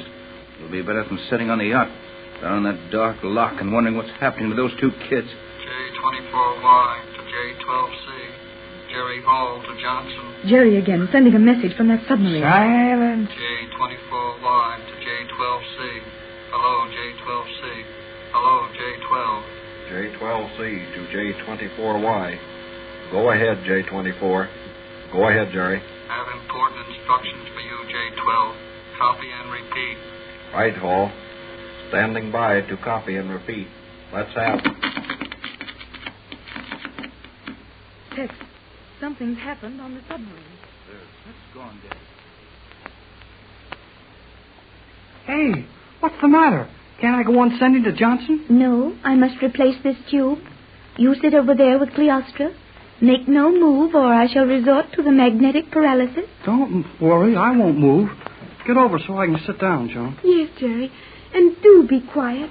We are nearly to Mr. Johnson's boat now. We must do nothing to endanger his life. How about our own lives? Oh, we are quite safe so long as we follow the commander's orders. But we must do nothing to cause Johnson to make a foolish move. It would mean something terrible for him. You are wise, my little Cleostra. I wish you'd call her Joan. I don't like that, Cleostra. Jerry, please, you will do harm. Now the tube is replaced. You may return to your seat in the control section. Touch nothing, not even this microphone. These tubes heat in a matter of seconds. When the tube glows evenly, send the message. Use care, great care. A mistake would be costly. Now. I got it. J24Y, J12C. Hello, Johnson. Hello, J12C. Go ahead, J24Y. Ready to take your message. Go ahead. Get this exactly. I am in a submarine running north on your course. Should meet you at latitude 27 degrees, 56 minutes south. Meet in about 5 minutes, making 25 knots in 8 fathoms water. Meet you at 27 degrees, 56 minutes south, and 124 degrees, 30 minutes west, in 5 minutes. Repeat, J12. Right, Hall. You sound like you mean business. Here it is. You are coming north on my course, making 25 knots in 8 fathoms, meeting my boat at longitude 124.30 west, latitude 27.56 south, in 5 minutes. Right? Right. Now here's your orders. When you make the position, lay to, we will board you and direct your run to island. You will be about 75 miles from island. You will have to make it straight and fast for all our sakes. Lay to at 27 degrees, 56 minutes. We will board you there. Confirm. Lay to at 27.56. What's it all about, Jerry? Sorry, no information. You will learn a lot when we board you. Be seeing you in about 4.5 minutes. That's all.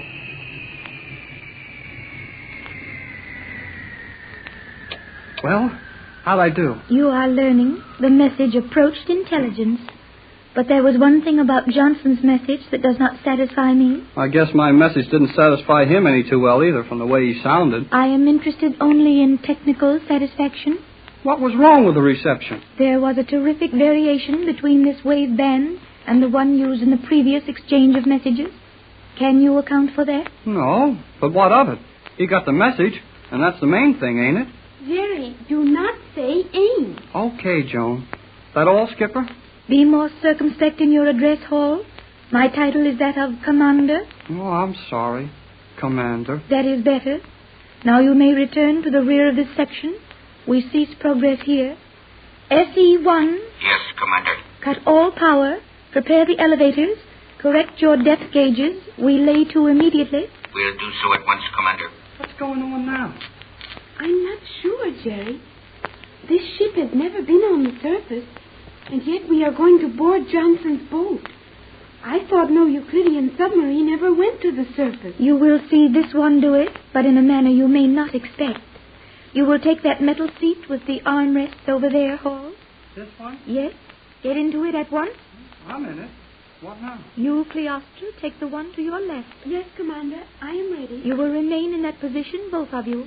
One movement, and I will magnetize you to the seat. I'll hold everything. I will not move. That is well. All powers cut. Progress slackening rapidly. We'll be stationary in 100 yards. Good. And your depth reading? Gauge shows the axis at exactly 8 fathoms. Correct. 8 fathoms is the reading here. You will take the ship to an axis depth of 7 fathoms, even keel. Right. 7 fathoms, even keel. Going up. Boy, see how nice this boat slants up through the water. But nothing ever makes a sound. Yeah, too quiet for me. It is done to make communication perfect within the boat. Access reading 7 fathoms exactly. Both stationary. Elevators ready. Orders, Commander. Hold position. I will join you in the forward control section. You two remain exactly as you are. Aye, aye, Skipper. Yes, Commander. We will obey orders. It is well. Now I will take over from you, SE-1. What's going on, Joan? We are standing by to board Johnson's boat. It should be directly overhead any moment. Well, I know all that, but we can't board it from here. Johnson's boat's no submarine. This one will have to go to the surface. Silence in the central section. Ready, SE-1. Ready. Elevate slowly by forward tube. Watch for surface cloud. Elevating. Hey, Joan, this boat's going to the surface, all right? I think not, Jerry. Sure it is. Look at the nose go up. Yes, but look at the stern go down. Huh? Say, you're right. This middle section is standing still. This crazy boat is going to stand on end. I think that is right. Look, Jerry, these seats are mounted in universal brackets. Our position remains upright, while the submarine is tilting rapidly. I'll say it's tilting rapidly. Look at the commander and the engineer way up there in the air. This is the nuttiest boat ride I ever took. Paul and Cleostra, come to the forward section at once. You told us to stay here. Silence, fools. I have changed my mind. She's a woman, all right, even if she is skipper of the submarine. We must hurry, Jerry, or she will be very angry. How are we going to get up there? This thing's pretty near straight up and down by now. Are you blind as well as stupid? The handrail on the catwalk is now perpendicular. The supporting ribs form a ladder at this position. Hurry up that ladder. Okay. Here we go, Joan. I'll go ahead. Yes, Jerry, and please hurry. Climbing a ladder in an upside-down submarine. Boy, this would give the folks back home a laugh. Well, hurry, Jerry. Just climb so slowly. You will take that swinging platform, Hall. You that one, Cleostra. I will if I'm able to take anything. How you doing, Joan? I will take my place in a moment. Gee whiz, look down, Joan. The stern of this thing is right under us, 80 feet or more, straight down. Yes, and look through the transparent steel in the nose of the boat. Huh? Oh, boy, the nose is out of water. Silence. You will make ready to open the forward port, SE-1. Make ready to open the forward port. Joan, look, that shadow. It's moving. It's Johnson's boat. Yes, Jerry. Open the port. Prepare to board that boat. Open the port. Prepare to board. Stand clear.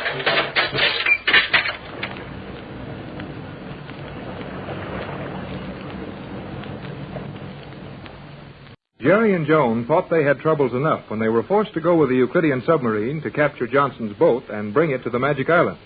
However, even the Euclidean submarines do not act like other submarines. And we find this strange boat standing still at the spot where they are to meet Johnson's boat, standing on end, straight up and down in the water. 100 feet of cigar-shaped boat with its nose out of the water. Jerry and Joan are huddled in the tiny forward control section with the woman commander and the Euclidean engineer as Johnson's boat bears down on them. Golly whiskers, Joan. Here comes Johnson's boat, all right. Yes, Jerry. The position of the meeting was calculated quite accurately. There must be some irregularity in the speed of that boat. It will arrive at this point nearly a minute behind the planned schedule. That's too bad, isn't it? Oh, please, say no more, Jerry. The commander is angry. Okay, Joan.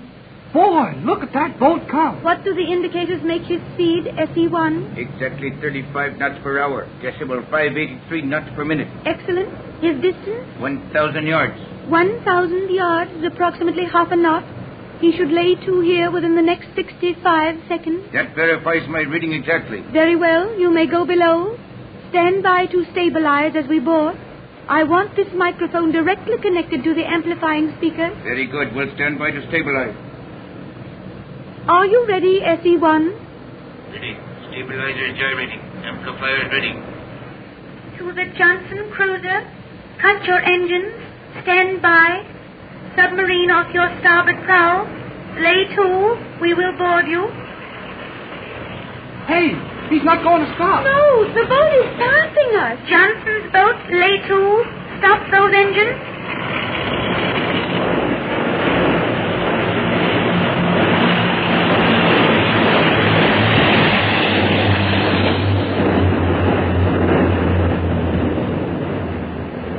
I didn't see a soul on board but the man at the wheel. This will mean terrible trouble, Jerry. SE1, look sharp. Ready, Commander. Boat ran past without slackening speed. Throw controls this microphone into radio start generators. Guess there's going to be trouble, all right. I cannot understand your Mr. Johnson, Jerry. If he knew that danger threatened him... He is about to learn. There is a possibility his mediocre instruments missed the calculation. That might save his life. Silence. To J-12C, Commander S1 aboard Euclidean submarine. To J-12C, will give you 30 seconds to lay to and come about. S1 to J-12C, lay to and come about. Acknowledge that, J-12C. Gee, he doesn't answer. I'll bet he's going to run for it. But that would do him no good, Jerry. He will only be caught. SE1, prepare to submerge. Prepare to submerge. Hall and Cleostra, remain in this compartment. SE1, close the port. Close port. Submerge. Course due south. Full speed ahead. 2 fathoms. Submerge 2 fathoms. Full speed ahead. Due south. I will now return to the central control section with the engineer. You two remain here. All you say will be heard plainly. We will do nothing, Commander. Yeah, not much of that. It is well. When the time comes for action, one movement on your part and you will not see the capture. Boy, I'm afraid we're going to have to watch Johnson get some rough treatment now. There are many terrible things the commander might do to Johnson's boat. That boat's got a couple of minutes head start, and he can make 55 knots if he has to. This tub can't do that. But this boat will not have to catch Johnson's boat.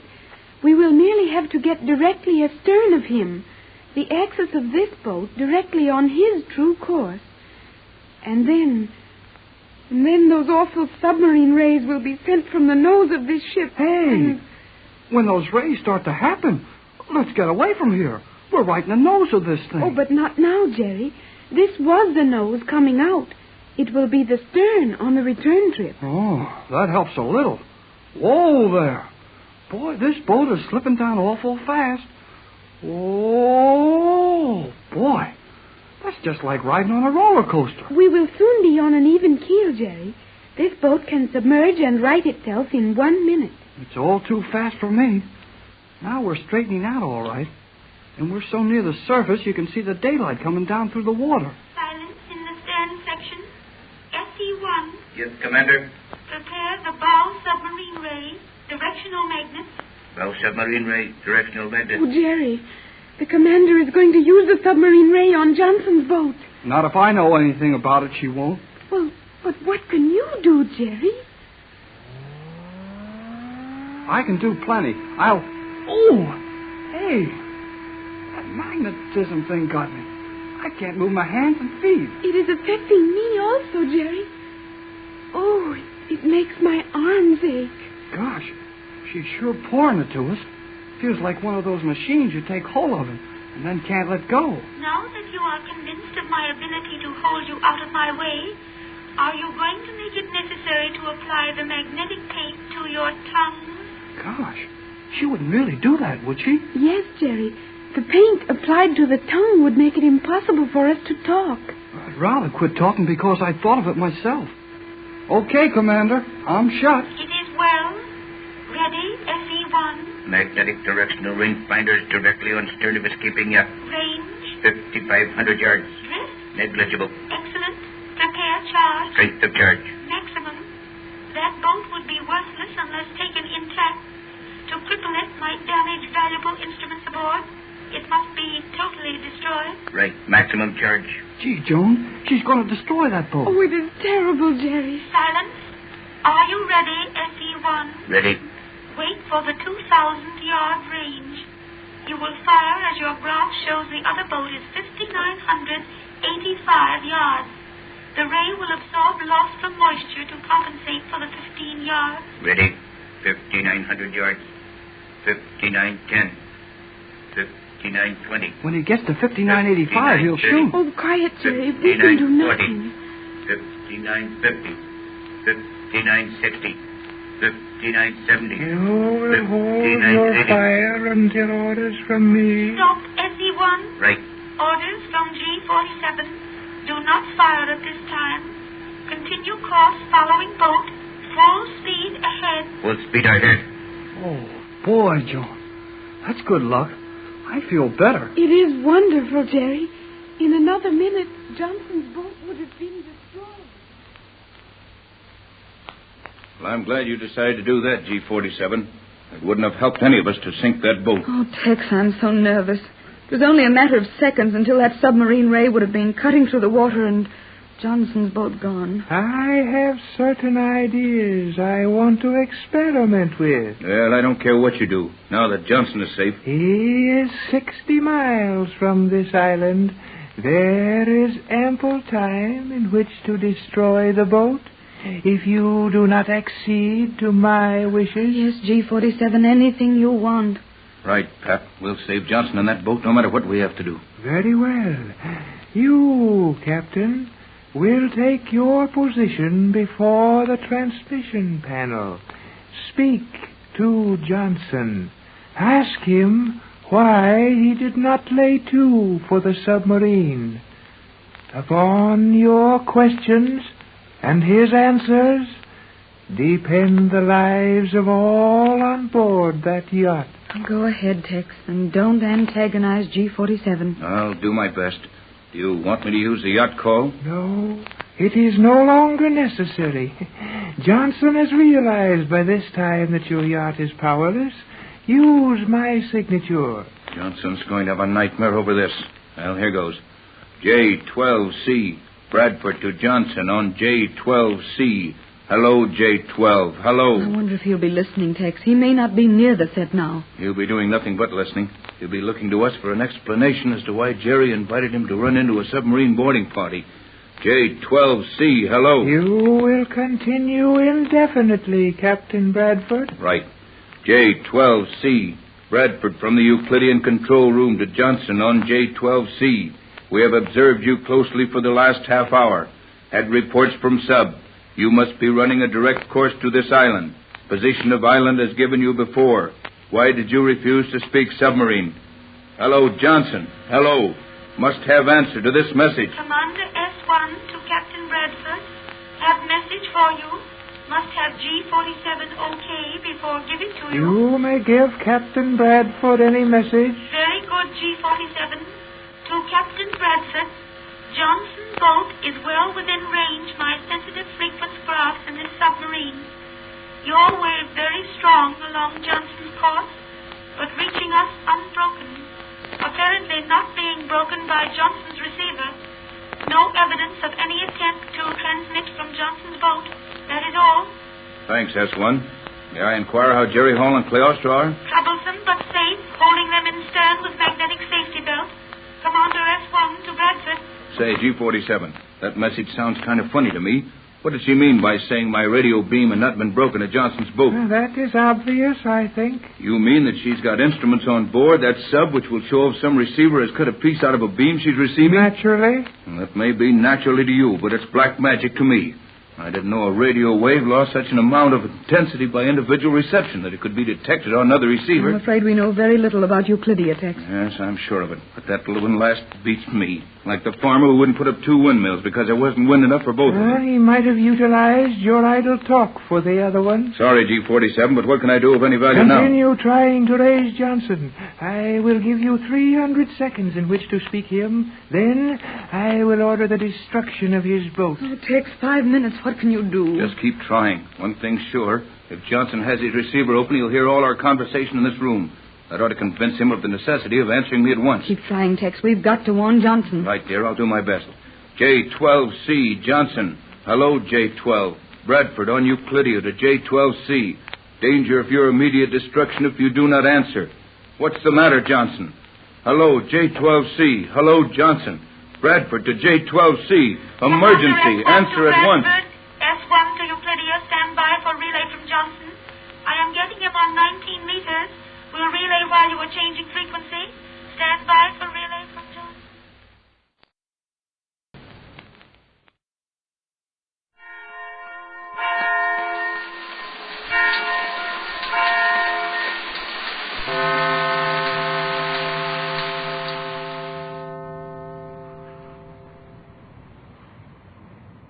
Exploring Tomorrow.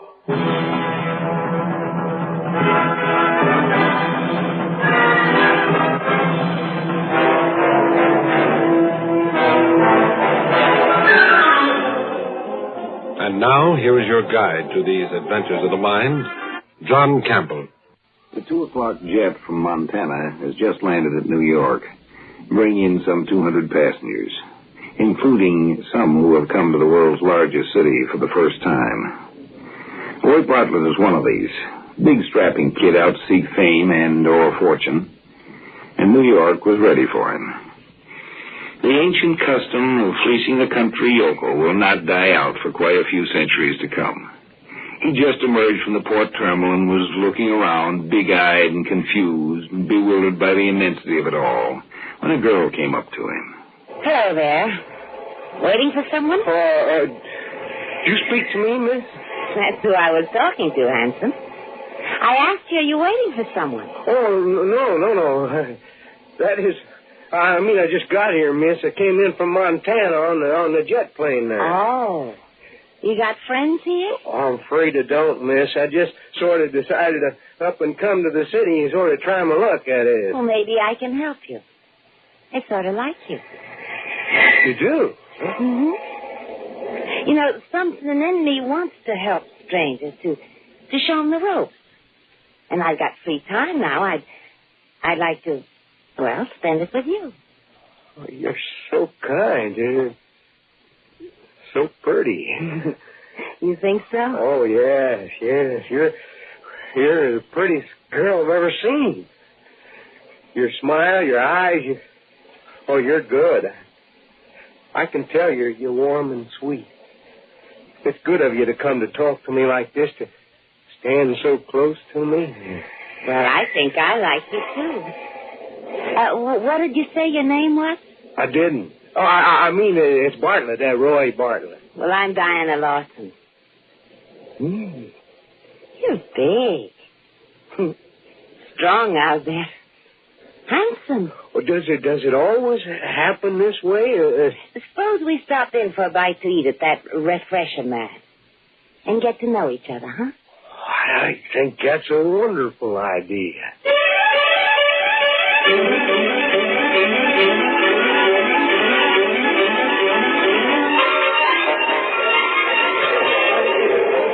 You see how it works, Troy? Each drink you want, you put a half credit coin in the slot and punch out the combination. Mm-hmm. For a martini, you punch out 436, like it says on the board up there. Here, give me the money. I'll get us some drinks. All right. 436. There we are. Wow. 2 nice dry martinis. Here, you take yours and we'll go to that table.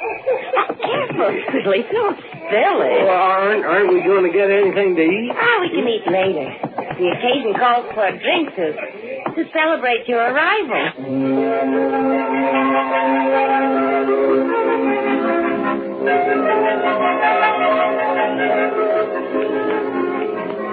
Here you are. And sip it this time. Well, I'm sorry if I did the wrong thing with the drink. I just didn't know, you know. Of course you didn't know. But you'll learn all these things, Roy. Where you from? Why are you here? Well, I worked all my life on my father's farm, and he died last year and left me all alone out there, Steve. Oh. I kept things going a while and then figured I ought to try something different. And sold the farm and I bought a ticket to New York. A one-way ticket. Oh. It must seem like a different world to you. Oh, it does. Big and frightening, unfriendly. At least it seemed unfriendly at first. Till I met you, Diane. I can't ever thank you enough for coming over to me when I was alone. You don't need to thank me, Roy. Just common decency to help a stranger out. Especially when he's a good-looking stranger. When are you seeing the central computer? The what? The central computer. Huh? Well, it runs New York, you know. Keeps the trains moving, the traffic lights, everything. You have to register with the computer when you establish permanent residence here. If you don't have a job, the computer will give you one. You didn't know that? I guess I hadn't heard. Well, where'd I find this computer? Just ask any policeman. He'll get you there. Diana, you're swell for helping me out like this. I mean, I wish... Oh, there's some way I could thank you for this. Oh, I told you it's just common decency. Roy, the money from the sale of your farm, did you bring it with you? You bet. Yes, sir. $5,000 in cash and the same in traveler's checks. Oh, so much. You're carrying it around with you? Yeah, sure. Hey, that's dangerous, Roy. You'd better put it in the bank right away. Well, I don't know any banks. Oh, I'll take you to one. Come on. Unless you want another drink before we go. No, I haven't finished this one yet. There. Wait a minute.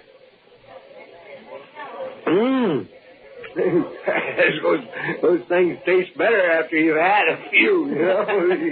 Now, come along. I'll take you to the bank and then to the computer. Oh, it's wonderful of you to take this interest in me. They warned me New Yorkers were unfriendly people, but they sure aren't.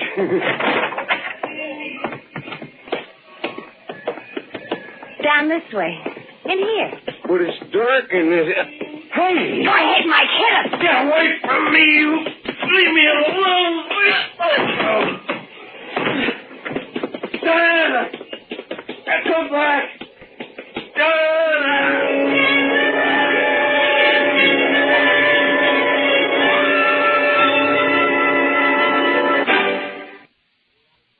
You are Roy Bartlett, age 25, height 6 feet 2 inches, weight 185 pounds, born in Helena, Montana, 17 February 2184. Parents deceased. If any of this information is incorrect, please amend it. That's all correct, sir. Use of honorific titles is not necessary when addressing us. According to the report of the police officer who found you, you were beaten and robbed shortly after your arrival in New York. That's right. She said she wanted to help me to show me the ropes in New York. Identify more specifically the she to whom you refer. She gave her name as Diana Lawson. Describe her. Oh, she's medium height, 5'4" or so, and blonde hair. Good looking. Cute face, though the eyes are a little hard now that I think about it. She looks about 23 or so. Our record banks hold no information on someone of that name fitting the description you give. The name was obviously assumed. Your introduction to New York life was unfortunate, but not uncommon. Do you plan to remain here as a permanent citizen? Yes, I mean, yes. What are your vocational plans? I'm afraid I don't have any. Your previous experience is wholly agricultural. This will be of little use to you in the metropolitan area. Have you any preference for the type of work you would like to do? This would guide us in assigning you. I'd like to help people, if you know what I mean. I'd like to keep people from having the thing happen that happened to me. I mean, New York is full of confused, unhappy people who have to prey on others like the girl did on me. You regard her as confused, unhappy? Of course. I can't think of her as being just, well, wicked. People aren't born bad or good, they're raised that way. Maybe she could have been helped a few years ago, and then she wouldn't have to go around robbing strangers. You harbor no hatred for the girl. I sort of never looked at it as hatred, sir. I'm sorry, sir, I can't help calling you, sir. If it makes you more comfortable, you may. Thanks, sir. Well, as I was saying, no, I don't hate that girl, Diana. I'd help her if I could. She is a warped criminal. But is that permanent, sir? Can't she be brought in and straightened out somehow? There is psychological rehabilitation for criminals, yes. Well, you mean if she could only be caught and brought in, she could be turned into a useful citizen? If she could be found in a city this large, it is not always possible to track criminals. Well, I'd like to try to find her, sir. I mean, that's my vocational plans. I'd like to become a policeman, sir. You will have to face psychological testing first, of course, and a training period of 6 months. But let us warn you, Roy Bartlett, if your motive in this is one of revenge, you will not survive the first battery of tests. Revenge? Oh, no, not revenge, sir. I want to help that girl. And the others like her. Honest, that's what I want to do. This will be demonstrated in the tests. Do you think I'll make the grade, sir? The tests will answer that. But I mean, you computers can figure probabilities. Can't you tell me if... You are most unusual, Roy Bartlett. But the probability favors your success. You will be taken to the testing center immediately. And if you are approved, you will go to the training camp. Oh, thanks, sir. Thanks for listening to me. Will you wish me good luck? Our data banks do not show the validity of such a wish, Roy Bartlett. But if your statements today were sincere, you should have no difficulty attaining your goal. The robot will show you to the testing center.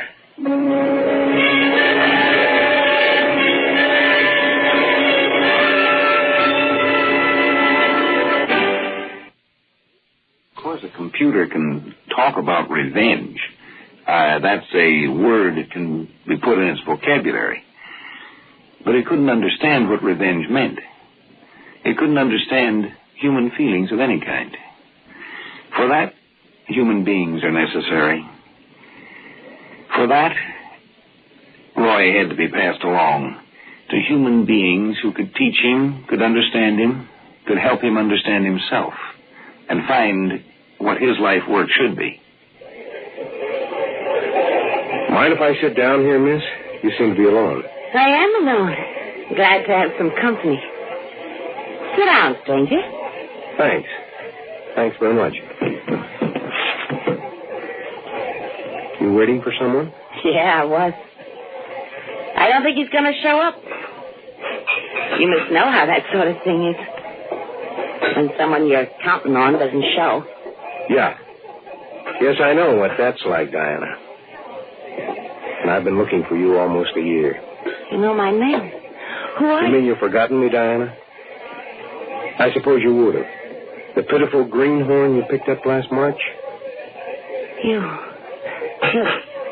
The Montana fella. That's right. Roy Bartlett. You taught me how to drink a martini, remember, in this very place. And then you taught me what it was like to be robbed by someone you trusted. I'm getting out of here. You can't keep me here. You'll leave when I want you to leave, Diana, not before. Sit still. Don't make a fuss. Let go of my arm. You're hurting me. You just sit and try to look relaxed. Don't attract attention. You can't prove anything. Leave me alone. I'll call a cop. Go ahead, Diana. Call one. Now, look. That badge. Oh, no. That's right. I found a job in the big city, Diana. 6 months of training and the breaking-in period. I don't happen to be wearing my uniform now, but the badge is real. What are you going to do with me?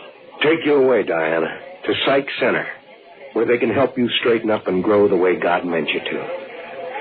You know, girl, you really did help me, and it really was worth the $5,000 you took from me. I didn't know what I wanted to do, and you showed me how to get the kind of job I wanted. What are you talking about? You never done any farming, have you, Diana? Probably don't realize what a farmer's job is. Well, it's making things grow strong and right the way they were meant to. But I guess I got sort of tired of working just with plants. No. They'll kill me. They'll make me into something I hate, and something that'll hate me. It won't be me. I'll be a zombie or something. I suppose it does seem that way. You never tried it the other way, though, have you? Without hate and bitterness driving you. You mean tried being dead? No, I haven't. No, I mean stop running and start doing what you want for yourself instead of what you think you want to do to somebody else. Now, look. We need Mike, too, your accomplice. He's outside, isn't he? Yeah. Okay. Let's walk out together. Act natural.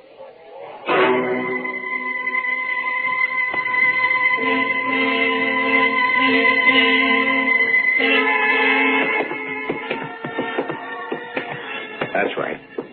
Just walk along with me as if I'm a rube you picked up and you're taking me down the block to that dark alleyway. Yeah. Where's Mike? Is he right behind us? He ought to be. Mike, get him! He's a cop!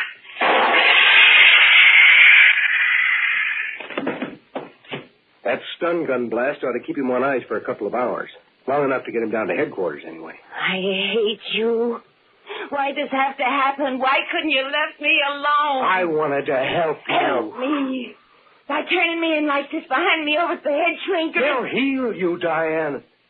Take all the bitter hatred out of your mind. Make you a useful citizen. Who wants to be a useful citizen? I had a good thing here until you busted it up. Now they'll fix me so I'll have to go straight be a good girl. Sew buttons on shirts for 30 credits a week. There are good jobs open for rehabilitated criminals. Nobody will hold your past against you. Good job. I'll never be able to go near my old friends. I'll have to begin life all over as somebody new. That's right. And I'll be there to help you start all over. You? Sure. I'll be there to help you. I told you I owe you that. Come along now. Let's go down to headquarters.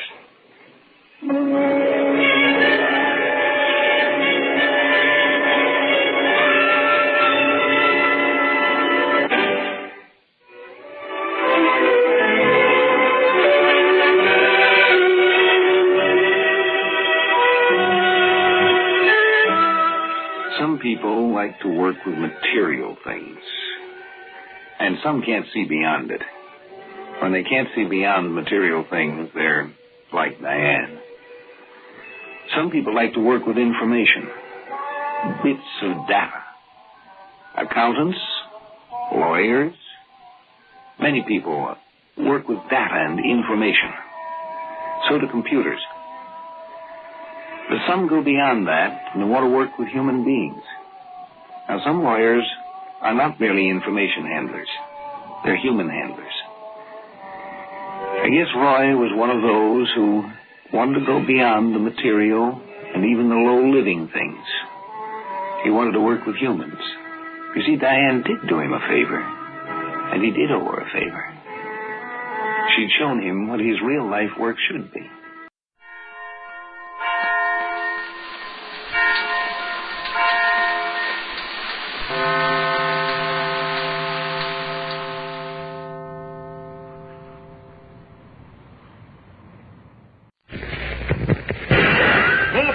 than a locomotive.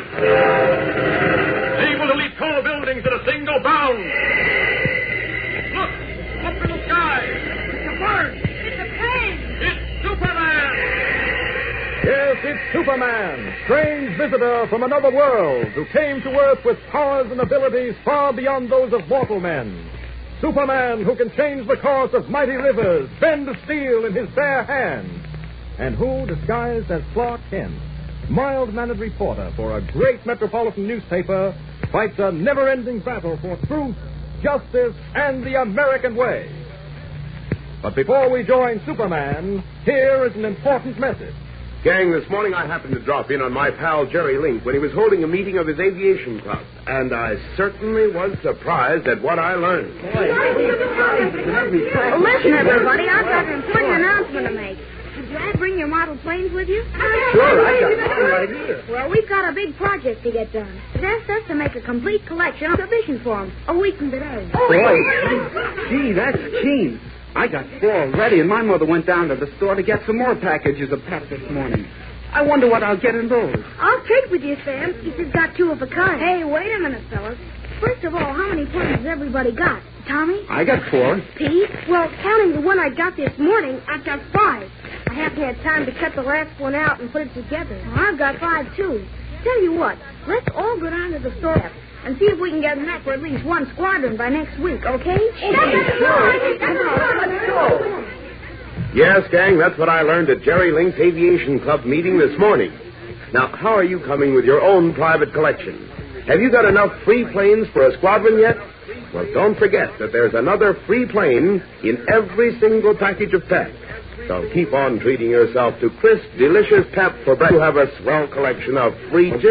And remember, gang, when you more than just a grand tasting breakfast serving, you're getting more vitamin D than in any other flake cereal you can buy. A package of those delicious, and remember the name now, P. Pep is made in Michigan.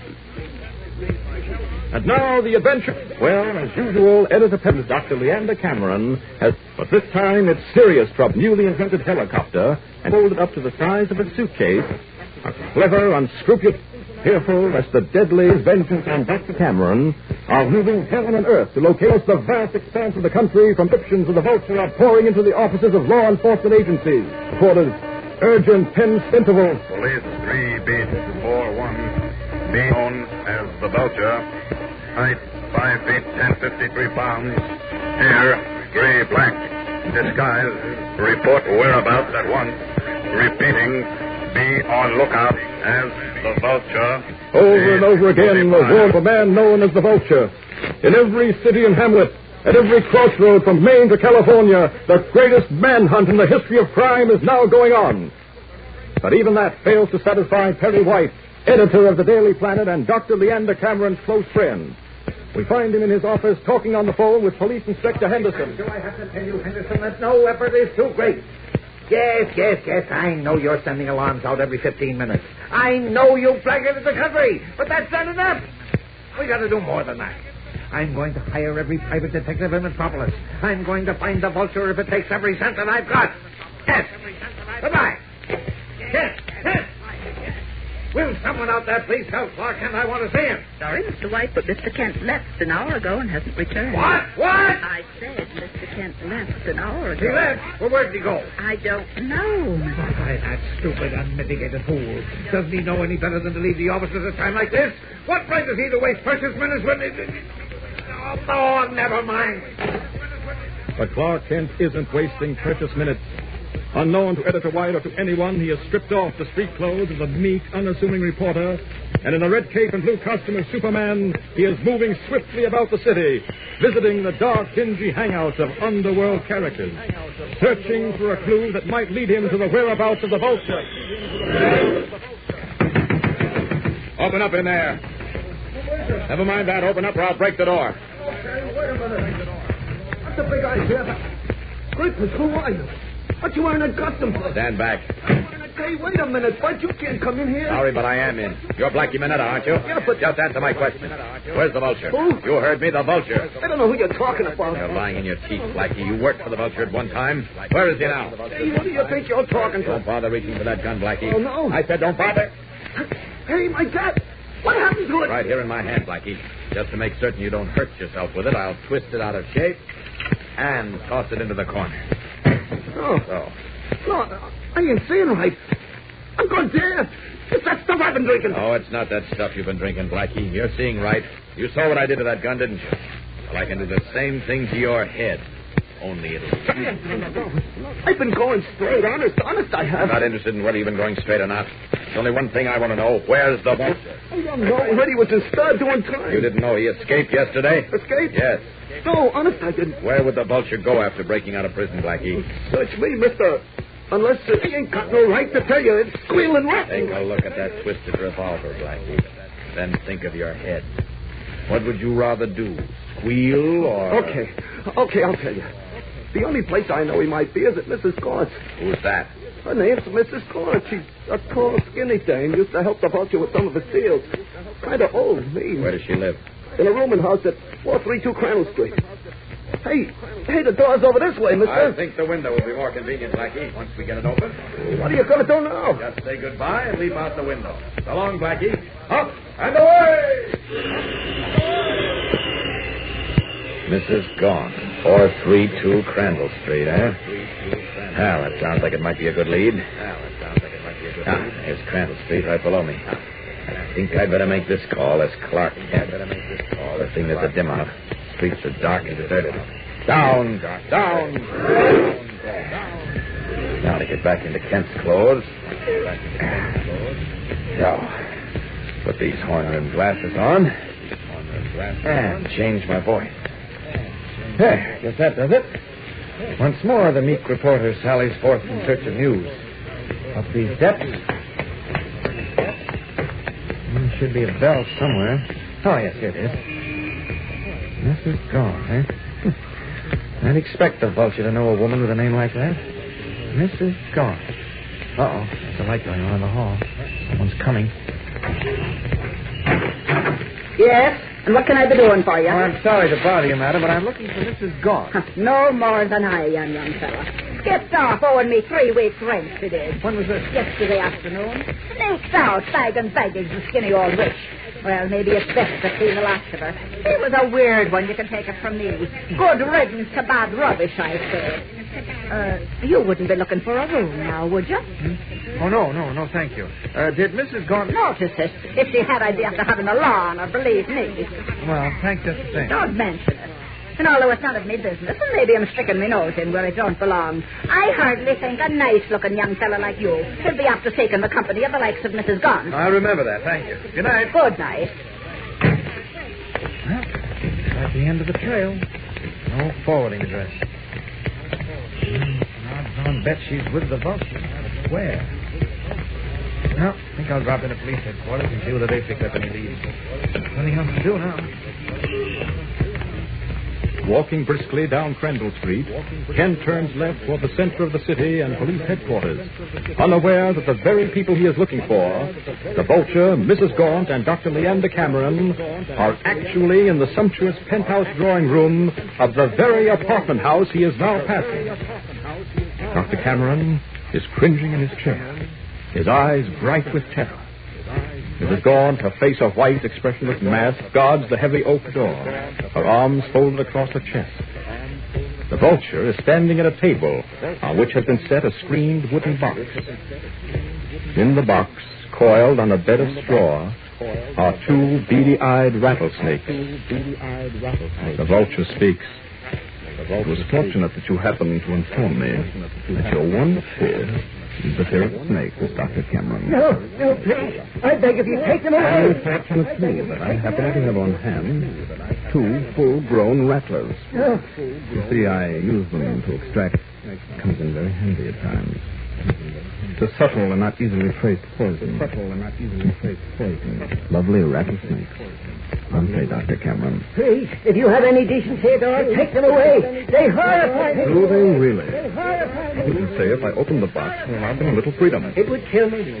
I swear to you, I would die of shock. Then perhaps you'll change your mind about writing that little note to your friend Editor Petty White. No, I can't do that. I can't load Petty and Kent and the rest of them into your clutches. I can't.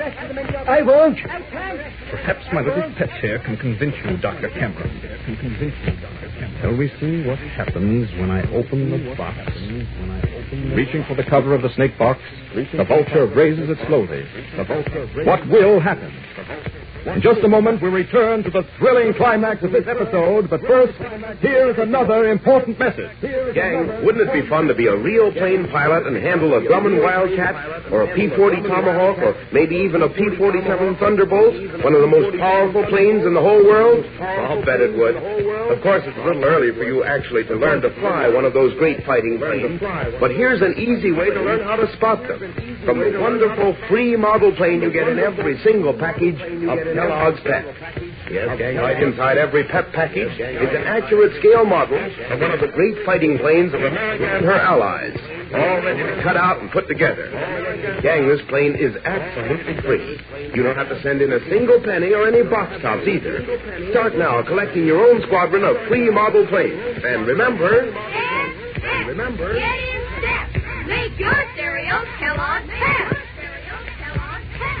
And now, back to the adventures of Superman. The scene is the same. The vulture has reached out and is slowly opening the cover of the box containing the two deadly rattlesnakes. One of the coiled reptiles raises its flat, giant head and is about to slide out. Dr. Cameron's horrified cry knights the room. No! Christopher! Will you write the letter to Petty White? Yes. I'll do it.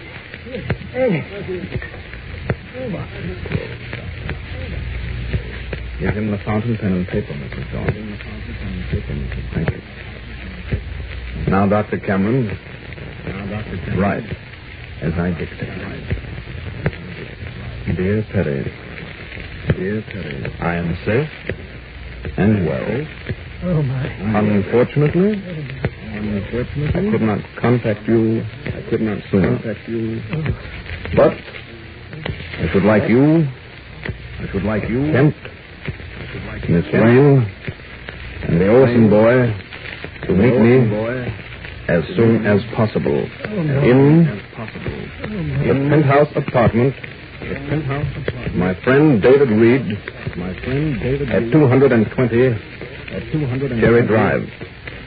I have something very interesting to show you, so please come as soon as... Forced by his deathly fear of snakes to write a note that will lure his friends into the vulture's trap, Dr. Cameron is helpless. Will Perry White and Clark Kent fall for the vulture's trick? Well, you'll be surprised at what happens, so don't miss tomorrow's episode, same time, same station. Tune in and follow the adventures of Superman. Faster than a speeding bullet. More powerful than a locomotive. Able to leap tall buildings at a single bound. Look, up in the sky. It's a bird. It's a plane. It's Superman. Superman is a copyrighted feature appearing in Superman DC. Faster than a speeding bullet. More powerful than a locomotive. Able to leap tall buildings at a single bound. Look, up in the sky. It's a bird. It's a plane. It's Superman. Yes, it's Superman, strange visitor from another world who came to Earth with powers and abilities far beyond those of mortal men. Superman who can change the course of mighty rivers, bend steel in his bare hands, and who, disguised as Clark Kent, mild-mannered reporter for a great metropolitan newspaper, fights a never-ending battle for truth, justice, and the American way. But before we join Superman, here is an important message. Yes, today's message is important because it comes straight from headquarters, straight from every American battleship, cruiser, destroyer, and patrol boat sailing the two oceans.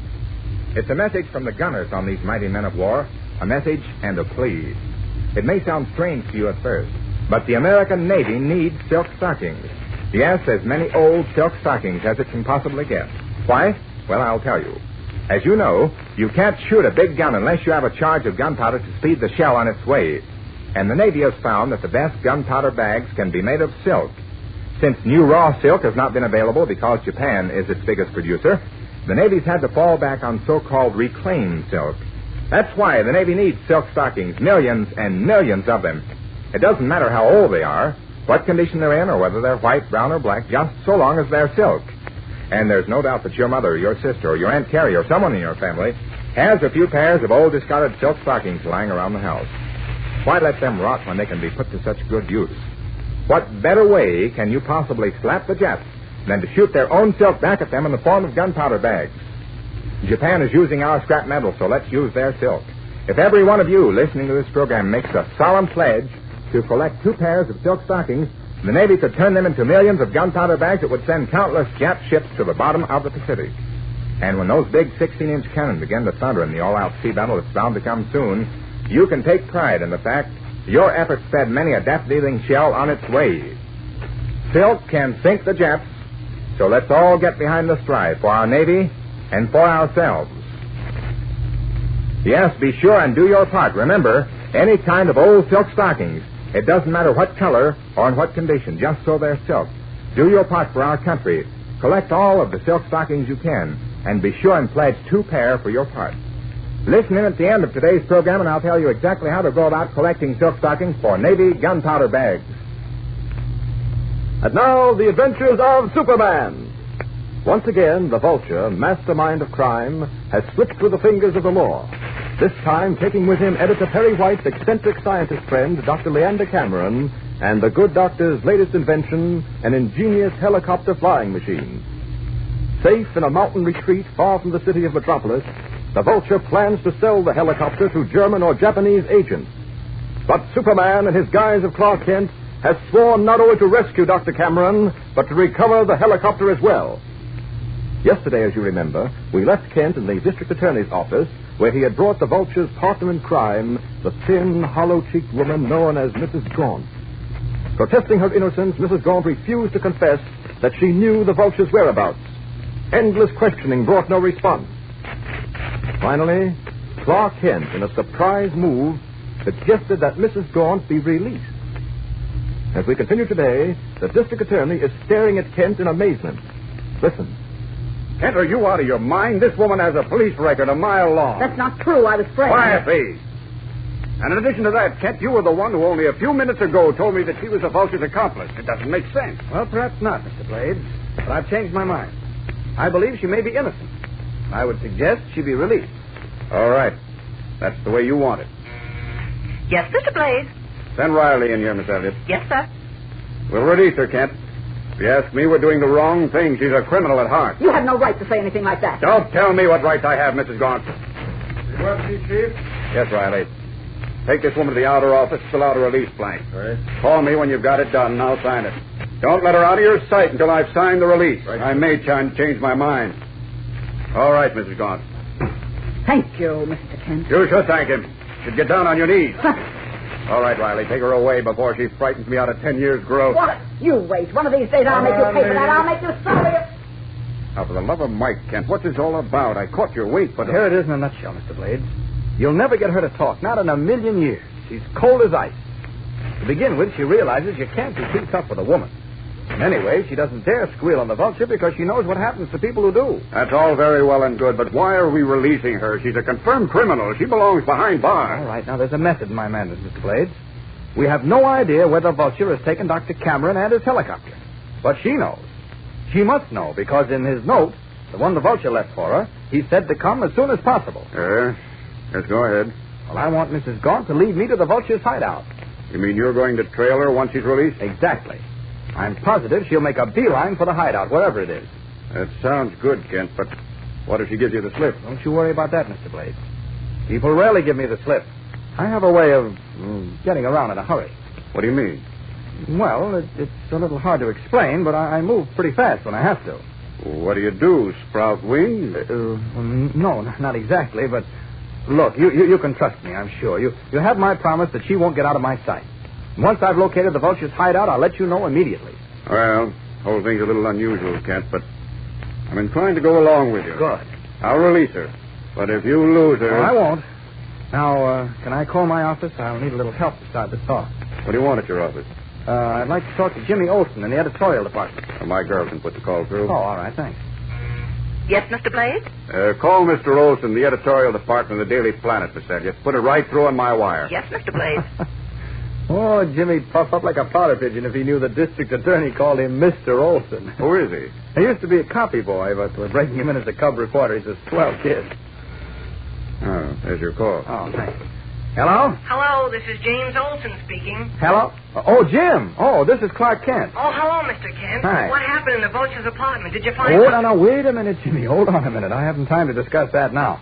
How's Mr. White? Oh, he's fine now. He went home a few minutes ago, but I hung around because I thought maybe... Good thing you did, Jim. I need you. You do? Mhm. What for? Now, listen closely. I want you to meet me at the information booth in the Metropolis Railroad Station. Get there as soon as you can and wait for me. Now, I may be a little late, but don't you worry. You just stay there until I arrive. Now, is that clear?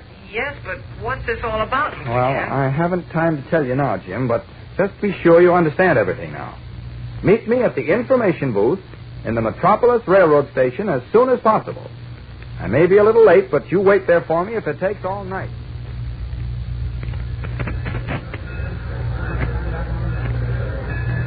Oh, Jim.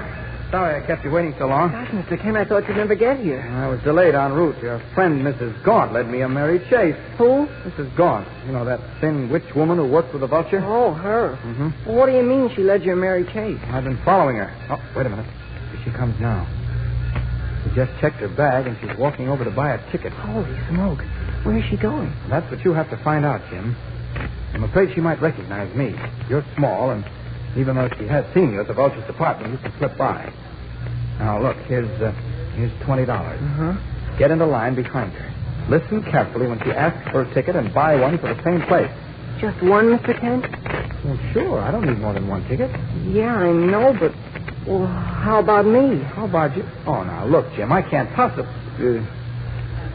Oh, all right. Here, 2 more 5s. Get 2 tickets. Gosh, thanks, Mr. Kent. Wait a minute, Jim. She may buy Pullman accommodations. If she does, you buy the same, see? If you haven't got enough money, just signal to me. Uh-huh. All right, now go ahead. She just stepped into line. There are only 2 people ahead of her. Okay. Yeah, 492 out of 10. Thank you. Yep. One way to Boston, please. One way to Boston. 455 out of 5. Thank you. Can I get Pullman accommodations to Duncan Ridge? There's a train leaving in 20 minutes, isn't there? That's right, lady. What sort of accommodation do you want? A drawing room, if possible. Drawing room on train 609 at Duncan Ridge. Yes, I think I can help you. One way or round trip? One way, please. One way to Duncan Ridge, drawing room C, and car 55. That's $14.10, lady. Out of 15. Thank you. Yes, Sonny? I'd like 2 drawing rooms to Duncan Ridge, please. I'm sorry, but the lady in front of you took the last drawing room. Well, can I get something else? Yeah, I can give you an upper and a lower. There's only one thing. It must be in car 55. Car 55? Why's it got to be in car 55? Well, you see, it's this way. Yeah? 55's my lucky number, that's why. You couldn't manage a car 57, could you? Oh, no, that's my unlucky number. Honest it is. Well, all right. I'll give you an upper and a lower on train 609 to Duncan Ridge, car 55. One way around trip ticket. I guess one way. I hope you're guessing right, son. It might not be lucky. That's $21.30. $21.30? That's right. Well, here's 25. And here are your tickets and your change. Oh, and good luck. Thanks. Okay, Mr. Kent, I got him. Oh, what took you so long? I thought you were buying the railroad. I had a lot of trouble. She bought the last drawing room in car 55, and I wanted to get us into the same car, so I had to tell him all kinds of things. Here are the tickets. Oh. Duncan Ridge, eh? It's about 250 miles from here. Well, we won't get there till tomorrow morning. Did you find out when the train leaves? Yeah, in 20 minutes. Oh, well, let's grab a sandwich and a glass of milk. That's a good idea. I'm starved. Okay, this way. The Vulture, the Tri-State Limited, strike 14. Well, it looks like Clark Kent and Jimmy Olsen are on the right trail. But how long can they stay on it? In just a moment, we'll return for the surprising climax to this episode. But right now, here is another important message. The American Navy needs old silk stockings for gunpowder bags. Yes, and we'd like each one of you to pledge that you'll collect 2 pairs of old silk stockings, turn them into your local Red Cross or Salvage headquarters. If you can't do that, wrap them up and mail them to Superman Mutual Network, New York City, and we'll see that they're delivered to the Navy.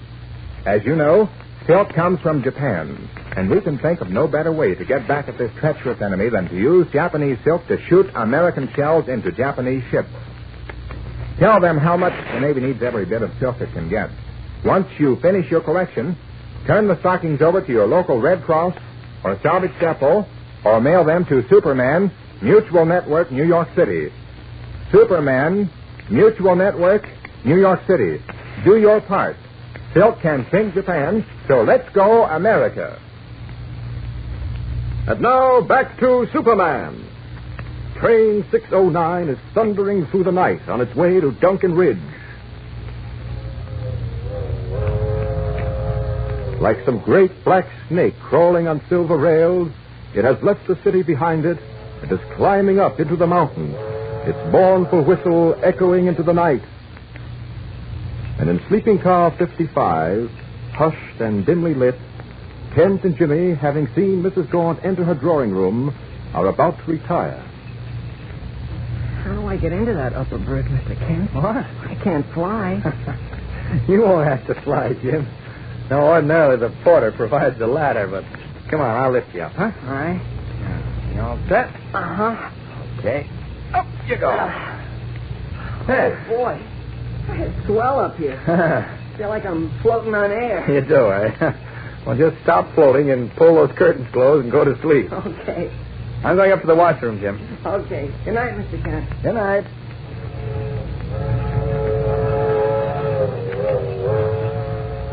Walking quietly up the narrow aisle of the car, between two rows of green curtained berths, Clark Kent cannot help but pass drawing room C, the one, as you remember, occupied by Mrs. Gaunt. And as he does so, the X-ray eyes of Superman unconsciously pierce the metal door. Suddenly, he stops short, and the color drains from his cheeks. Great Scott. There's no one in that drawing room. It's empty.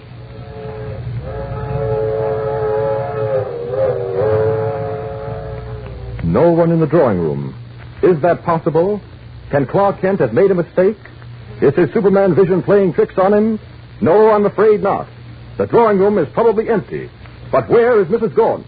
There's excitement and mystery in each episode of this thrilling Superman adventure, so don't miss a single one of them. Be with us again Monday, same time, same station, and listen every day, Monday through Friday, to The Adventures of Superman. Faster than a speeding bullet. More powerful than a locomotive.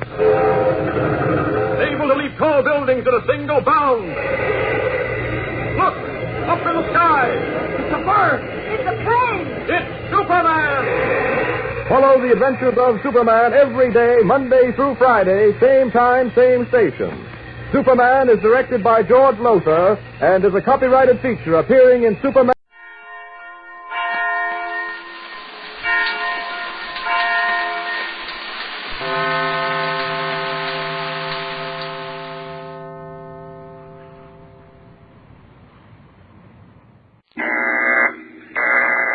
Stand by to raise ship. Blast off. -5, 4, 3, 2, 1, 0! As roaring rockets blast off to distant planets and far-flung stars, we take you to the age of the conquest of space with Tom Corbett, Space Cadet.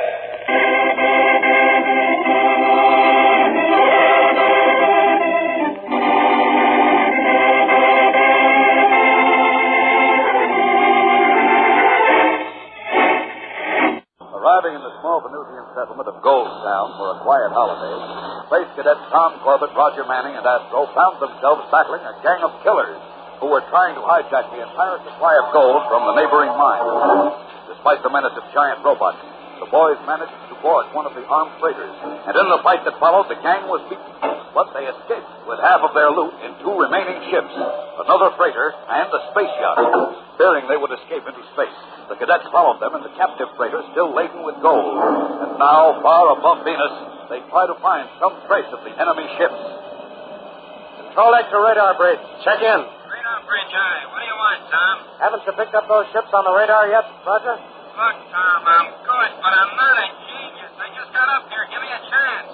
Okay, Hotshot. Don't fuse your tubes. They shouldn't be too far away. We blasted off only 15 minutes after they did. You just hold your rockets, Junior. As soon as I spot them, I'll let you know. End transmission. Hi, Tom. How are we doing? Haven't picked up the trail yet, Astro. How's the power department? Oh, very good for a freighter. There's a power booster gimmick for blast-offs that's new to me. Hey, another special gimmick. This is some ship. What do you mean? The space radio they've got. A radio? Hey, have you contacted the Solar Guard? Well, that's just it. We can't. You mean it isn't working? Well, not exactly. Here, the receiver's set for Venusport. Now, listen. But that's just hash. Uh-huh. The set scrambles a regular broadcast into what you heard. And Roger says it's the same way in reverse with the transmitter. When we call the guard, all they hear is a faint normal static, not even annoying enough to check on. Oh, I get it. On the same kind of receiver, the message would be in the clear, huh? Right. Automatic scrambler and descrambler circuits. First I've ever seen. Quite a system, eh, Astro? That gang never had to worry about their messages being intercepted. Cold-blooded killers, and yet they have things like this. To say nothing of the robots. They're going to be tough to lick. Radar bridge control deck, check in. Control deck guy. Find them, Roger? I've got news for you. I've scanned the whole area in front of us and on each side. There are no ships anywhere. What? Those killers have disappeared from space. Oh, great. Don't tell me they have another gimmick. Something that makes them invisible.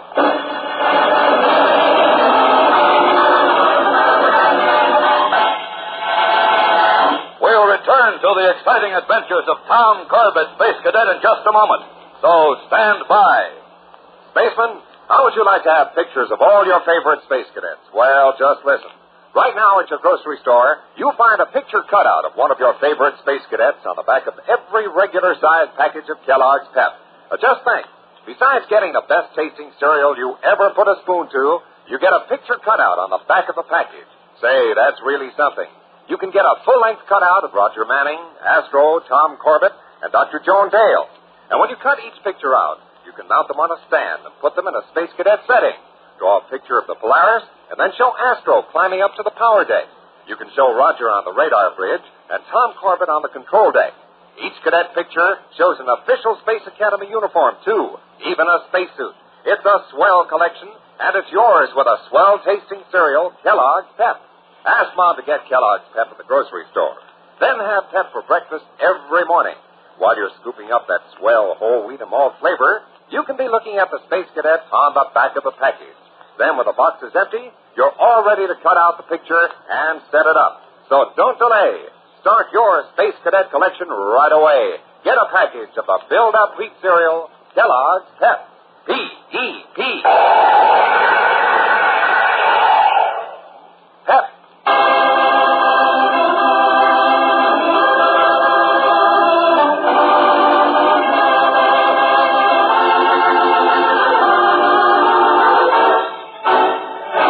Through space far above Venus in the captured freighter, Tom, Roger, and Astro are confident that they can track down the criminals who brought death and destruction to Gold Town. Until suddenly, Roger reports from the radar bridge that the killers have disappeared from space. That's impossible, Roger. Ships can't just disappear. If you don't believe me, Junior, suppose you get on this radar and check up yourself. Well, all right. Don't overheat your tubes. I know you've been riding that scanner, but well, it's fantastic. Oh, they could just be further ahead than we figured, Tom. We're packing all that gold, and there's a lot of inertia to overcome. No, Astro. Their freighter has about the same load.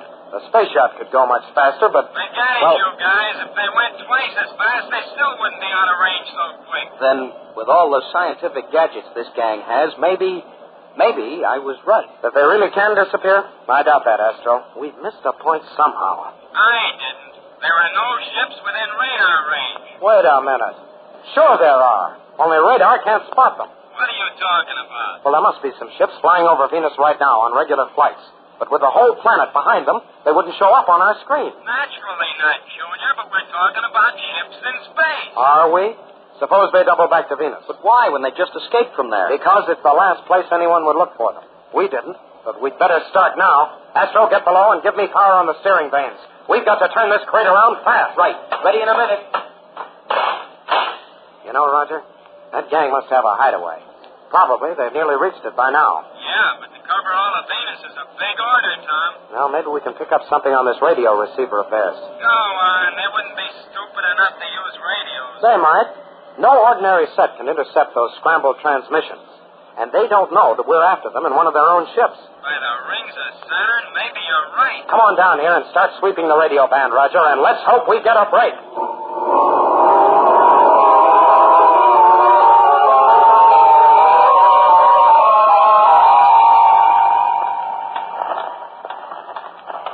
Well, Tom, getting anything? Not yet, Astro. Roger's been sweeping the whole band, and he's rigged up some instruments to get a fix on any signal. Hey, wait a minute. I think I'm picking up something now. Order to open the entrance in 30 seconds. Hey, listen, quiet, Astro. Take the freighter in first. We will follow. And transmission. That's it. We nearly missed it. I'll say. Sounds like they're ready to duck into their hideout. Did you get a fix, Roger? Not a real one. Impossible without triangulation. All I can show you is the general area on this map of Venus. Let's see now. It's about in this direction. Maybe 50 miles either way. And the distance, well, that could be anywhere from here to, say, here. Great Jupiter, we'll have to cover about 5,000 square miles. Best I can do, Junior. And it's right in the middle of the worst jungle on Venus. Well, at least we know the area. Maybe we can spot their installation. It doesn't look too hopeful, but we have to try. Full space feet, fellas. Let's take a shot at it.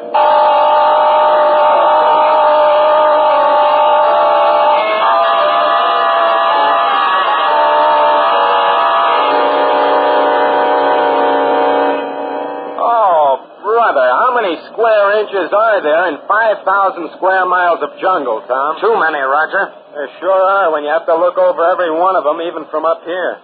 But you ought to feel at home, Astro. Stow it, Hotshot. To listen to you, anybody think there was nothing on Venus but jungle? If I didn't think so before, I sure do now. Space dust. I'm sick of this, too. Tom, we've covered the whole area without spotting any camouflage for their hideout. We're on the wrong track. Not if the installation is underground, because then nature furnishes the camouflage. Underground? Here? Why not? If they're underground, we can't possibly spot them. We might as well pick up our marbles and go home. No, we can't leave. Do you realize that the gold towners must have contacted the Solar Guard by now? The guard's probably headed out into space right now for nothing. Yeah, I know. Well, let's get out of here and call them back. Roger, if we leave, the killers will probably pop out and really get away this time. Why should they give up their cozy little nest? Don't you suppose they've spotted us prowling around here? They won't figure we're just admiring the scenery. Tom's right. They're probably just waiting for us to beat it so they can make a break. But we can't stay here forever. Our fuel won't hold out. I've been thinking about that, too. If we could only get them to come out while we're still here. Fat chance. Well, there's only one thing left. You work your great brain while Astro and I work over the radio. Yeah, we can try to change those scrambling circuits so we can call the guard. Think you can get it done in time? No, but at least we'll be doing something. Well, go ahead. No, don't touch it. Watch it, Astro. The boy's gone space happy. The radio, that's it. That's the way to get those snakes out of their hole. What do you mean, Tom? Look, we know we can't contact the Solar Guard on this trick set, but the gangsters don't know we know it. You follow me? Yeah, what about it? Well, if I pretend I'm trying to call the guard and slip in some information to interest the killers, they'll hear it and come out with a ship. How do you know they'll hear it? I don't, but I imagine they're listening. And what's this information that's so interesting? Just listen. Turn on the set, Roger. Solar Guard headquarters from Space Cadet Tom Corbett. Come in, please. Solar Guard from Cadet Corbett. Acknowledge. We still can't hear your answer, but assume you can hear us. I request emergency priority on the following message. We have located the Gold Town criminals in Venus Sector 92 Southwest and are patrolling the area. Please send help immediately. Repeat, immediately. Our position is dangerous. We have a full cargo of gold aboard, and all gun controls are jammed. Come at once. End transmission. Well, that does it, fellas. I hope. Hey, what was that about our gun controls being jammed? That was the clincher, Astro. If those yellow space rats think we're helpless, they should walk into our trap. And we're the bait, huh? Right. But sometimes a trap doesn't go off. And then the bait gets eaten.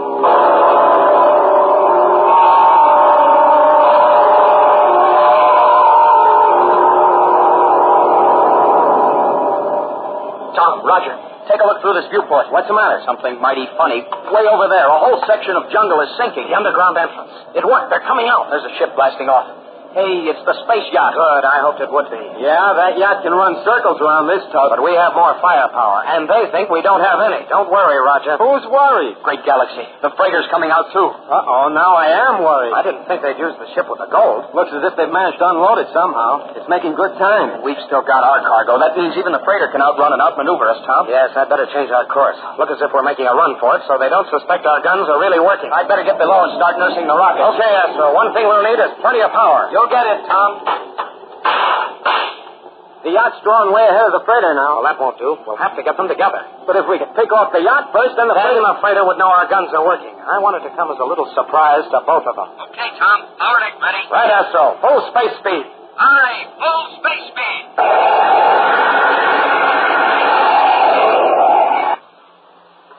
Now we'll climb. She's pretty sluggish. Hey, Tom. The yacht fired a warhead when they saw us move. We're still out of range, though. We won't be for long. Are they climbing after us? Sure, and their rate of climb is faster. Power deck. Power deck, all right. Stand by steering rockets, Astro. 2 turns to port, as sharp as this ship can make. Then we'll be heading back where we came from. That's the idea. Get ready. The yacht's coming on range now, catching up fast. Then now's the time. Okay, Astro. Short blast for first turn. Coming up. This is like turning a barge. There. All right, Astro, again. Okay. Coming up. Come on, baby. Get around. Roger, where's the yacht? A little above and behind us. Pretty close. Fine, and the freighter?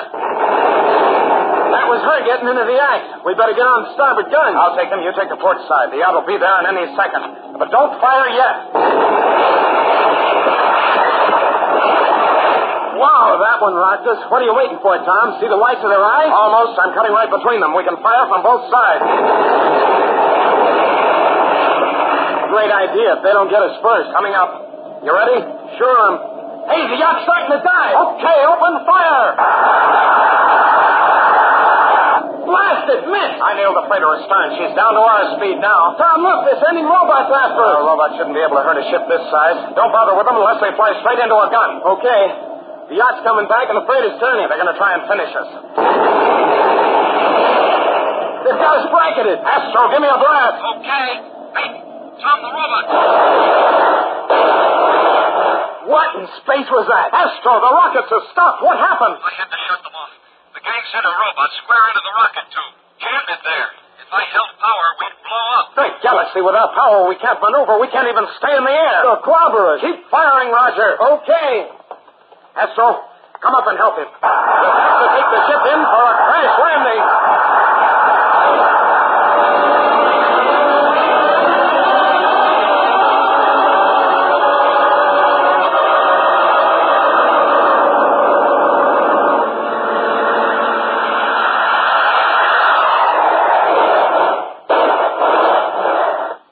Roger. Astro, are you all right? Yeah. I'm okay, Tom. Me too, I guess. Pretty good landing, Tom. I was lucky to find a clear spot in this jungle, except that they'll be able to spot us here. They have. They're following us down. Oh, blast it. Look at our guns. They're wrecked. We can't fire back. Well, there's nothing left to fire anyway, Tom. What? We're out of ammunition. Oh, but a couple of warheads. All right. We'll have to get out and hide in the jungle. The ship's heeled over on the main hatch, so we'll use the emergency. Come on, hurry up. But, Tom, the jungle's hopeless. We'll die there, even if the killers don't come after us. It's better than this. Go on, Tom. Open the hatch, will you? I can't. It's jammed. Oh, great. And there's no other way out. What about the rocket tube? That's blocked by the robot. Those space crawlers really have us now. We're trapped.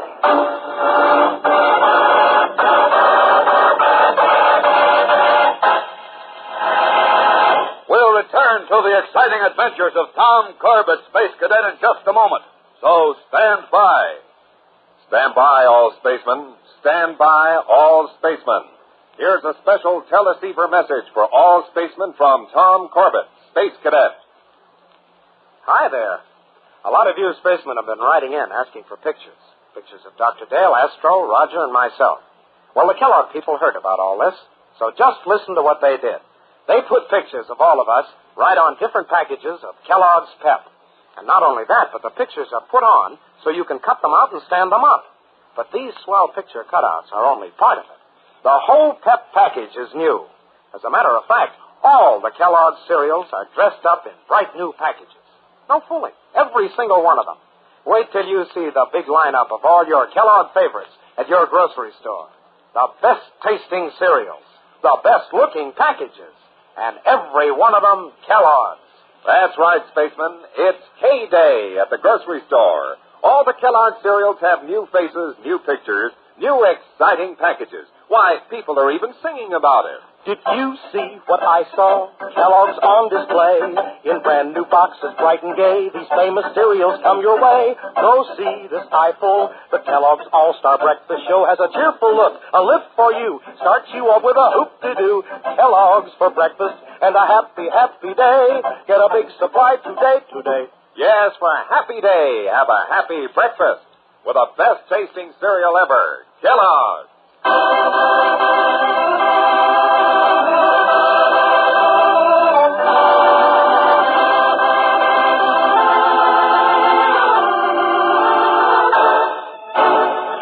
Trapped in the battered wreckage of their ship after crash landing in the Venusian jungle, Tom, Roger, and Astro are unable to return their enemy's fire. With every exit sealed by the crash, they face certain death as warheads burst all around and the killers come roaring down out of the sky. This is a great way for us to wind up like rats in a trap. We're not finished yet, Roger. There's no way out, Tom. Those dirty space crawlers are going to blow us to space dust. Maybe not. Come on, this way. Run. Where are we headed for? For the cargo section, where the gold is stored. What good is that? There's no hatch there. I know. Here. Go on in. Fast.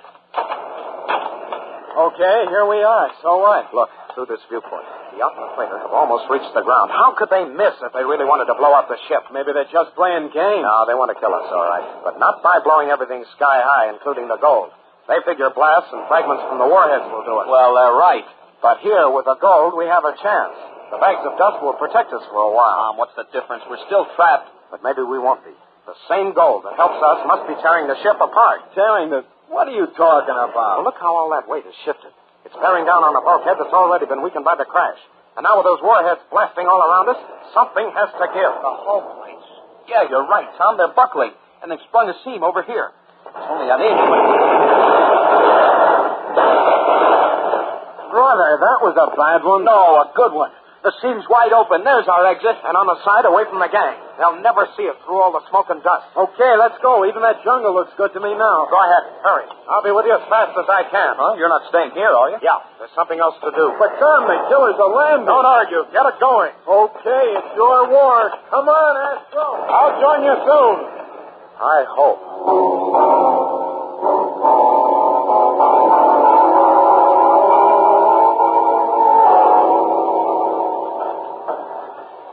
Why doesn't Tom come?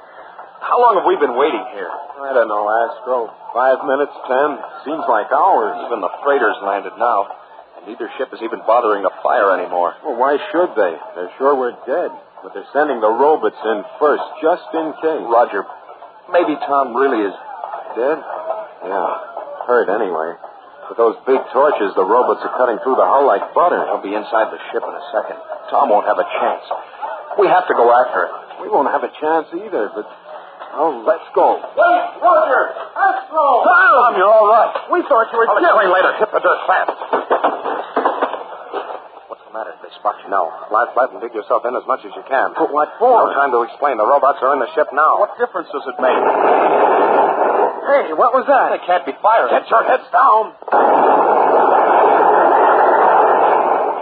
Great Jupiter. What happened, Tom? Take a look. The ship we were in. It's blown up. Robots and men scattered like toys. Tom, what in the universe did you do? Tell you later. First, let's make sure those space crawlers are licked. Once and for all.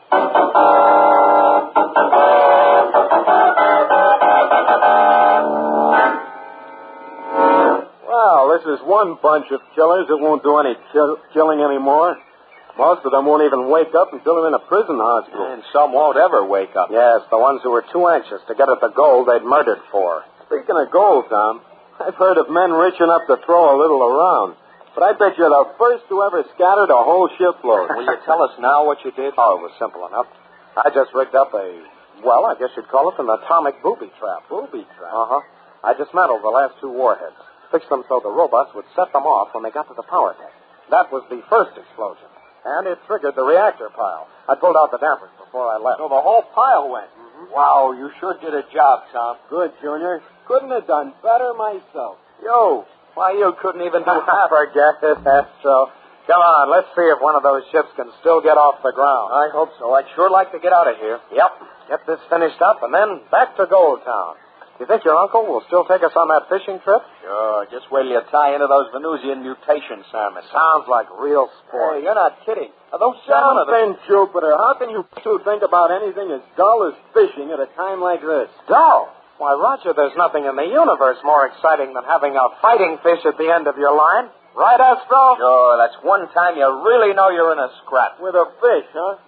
Well, that kind of talk after all this excitement certainly proves what I always said.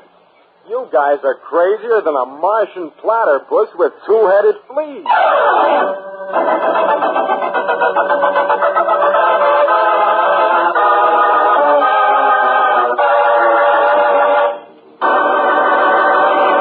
Don't miss the next action-packed adventure with Tom Corbett, Space Cadet, on Tuesday, when the crew of the Polaris returns from Venus, only to find themselves threatened with death as they try to solve the riddle of Astro. Tune in, same time, same station on Tuesday for the next thrilling interplanetary adventure with Tom Corbett, Space Cadet. Brought to you by Kellogg's Pep, the build-up wheat cereal.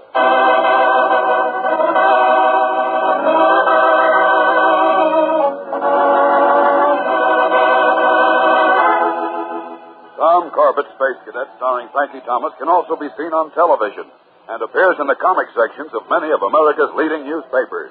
Look for it daily and in weekend editions. Featured in today's cast were Jan Merlin and Al Markham.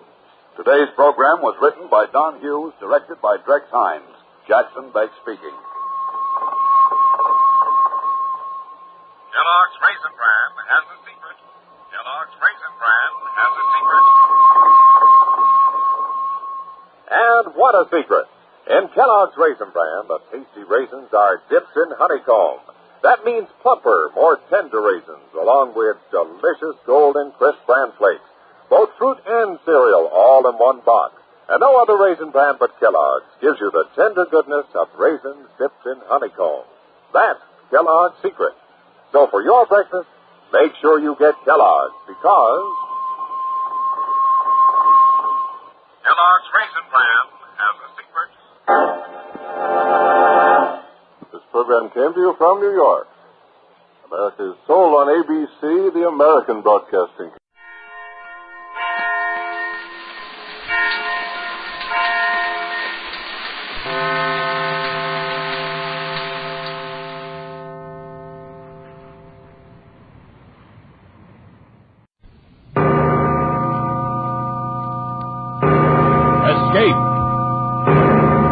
Escape tonight to the China Seas in Typhoon.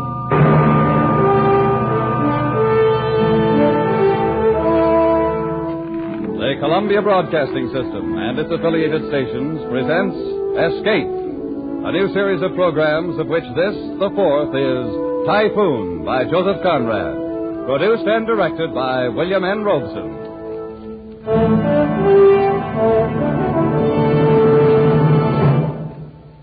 Of all the great authors who wrote of the sea, none so captured the wonder and the horror of it as did Joseph Conrad.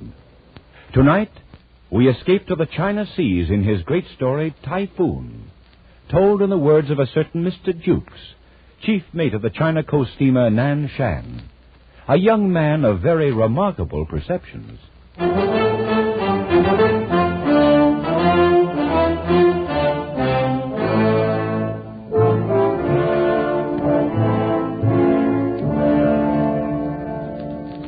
I've been sailing the China Sea long enough to see some strange and terrible things, but nothing as bad as that was.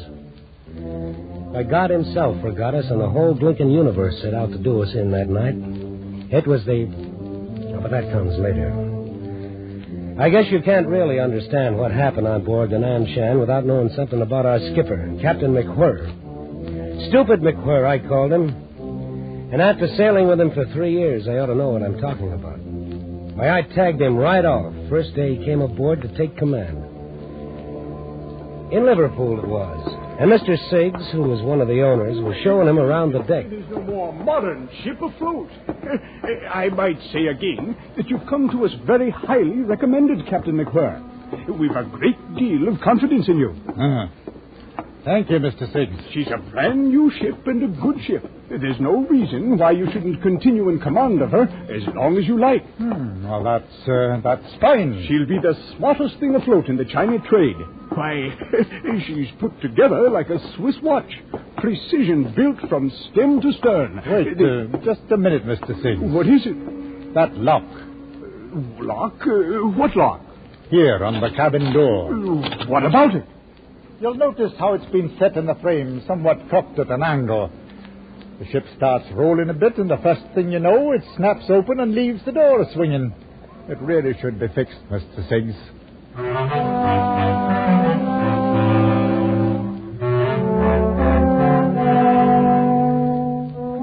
That's Captain McWhirr, the best berth he'd ever had. New command, a brand new ship. But instead of pinching himself to see if he's awake, he complains about a lock on the cabin door. Yes. See what I mean? Captain McWhirr, I see what you mean. I'll have it attended to right away. I think you'll do all right.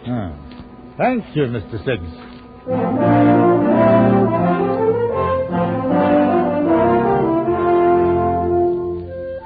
Well, everybody knows what the China coast is.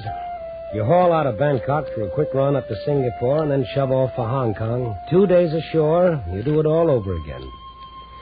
3 years of it. 3 years of heat, smells, weather, copra, silk, and tea. Along in there somewhere, the owners decided to transfer the ship's registry to the Siamese flag. Don't ask me why. They just did, that's all. Anyway, I can tell you I didn't like it. When you grow up under the Union Jack, you figure to go on sailing under it.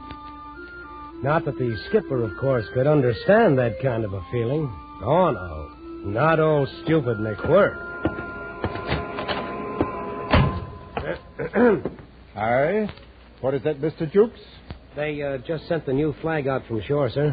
Here it is. Oh, fine, fine. Unroll it. Let's have a look.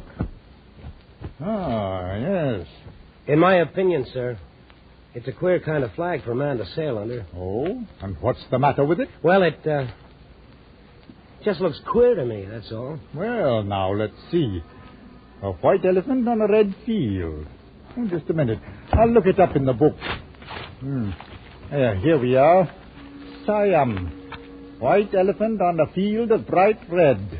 Length exactly twice the breadth. So. Oh, there's nothing wrong with this flag, Mr. Jukes. Oh, isn't there? Not a thing. I hardly thought there could be. After all, these people ought to know how to make their own flag. It stands to reason. Does it now? You must have it confused with some other flag, Mr. Jukes. Well, all I can say is... Of course, you'll have to take care the seamen don't hoist the elephant upside down.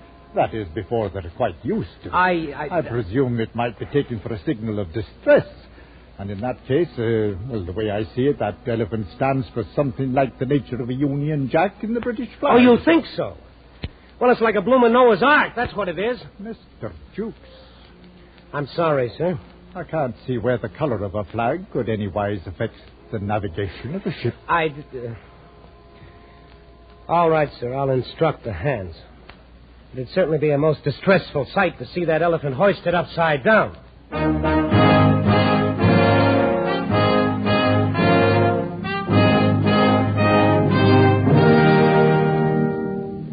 Well, that was Captain McWhirr. Couldn't get a thing through his head if you drew him a picture. And that's the skipper we had to sail under on the maddest, wildest trip that any coaster ever took. We were loading out in Singapore. Half the cargo had already come aboard. The sun was blazing, and the smoke from our stacks hung over the decks like a blanket. The Nanshan's winches puffed away aft, and cargo chains creaked and clattered across the combings. I was in the waist supervising the loading when Mr. Rout, the chief engineer, came up. Hey there, Jukes. What's going on down there on the dock? Looks like a blooming army. Well, I don't know, Mr. Rout. Must be a mob of coolies on the move. Here comes the captain. Could be some of his doing. Mr. Dukes. Aye, sir. Keep the forward between deck clear of cargo. There'll be 200 coolies coming aboard, and we'll plan to bank them down there. Good Lord, where are they bound? Fuzhou. We'll have to put in there this trip. Yeah, but we're not fixed to handle passengers, sir. Oh, they'll bring supplies aboard with them. Every man's got a camphor wood chest, so you'll have to nail deck battens down there to keep them from sliding. Yes, sir, I'll see to it. They've all been working on a plantation north somewhere. 2-year contract. They're dying to get home. It wouldn't have been quite right to turn them down. You may as well start them coming aboard, Mr. Jukes. All right, sir. Ollie number 1, boy, Ollie same. Listen, you savvy, huh? Ollie fellow, catch him here. Top side, catch him step, bottom side. Ollie time, chop, chop. Single file now. One fellow, one time, all the time. What do you suppose they carry in those boxes? Oh, I suppose they're personal belongings, Mr. Jukes. And, of course, their 2 years' pay in silver dollars. Well, they're as vicious a looking bunch of murderers as I've ever seen. Murderers? Oh, come now, Mr. Jukes. 1 or 2 of them, maybe. But in the main, I'd say they're honest workmen. Have to be to stick out a 2-year contract on one of these plantations. Just the same, sir. We'd better not take any chances. No, I checked the lading weights carefully, Mr. Jukes. We can carry them without any overloading at all. But I mean that... All right, sir. I'd better go hide the silverware in the officer's mess. He's a hard lad to understand sometimes.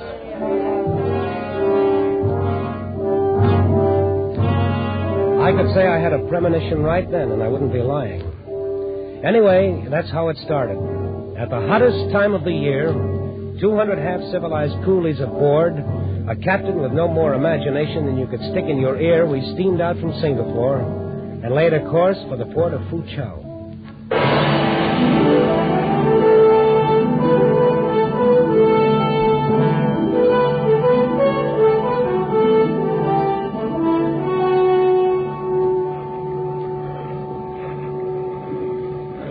Jukes, I don't like it. I don't like it a bit.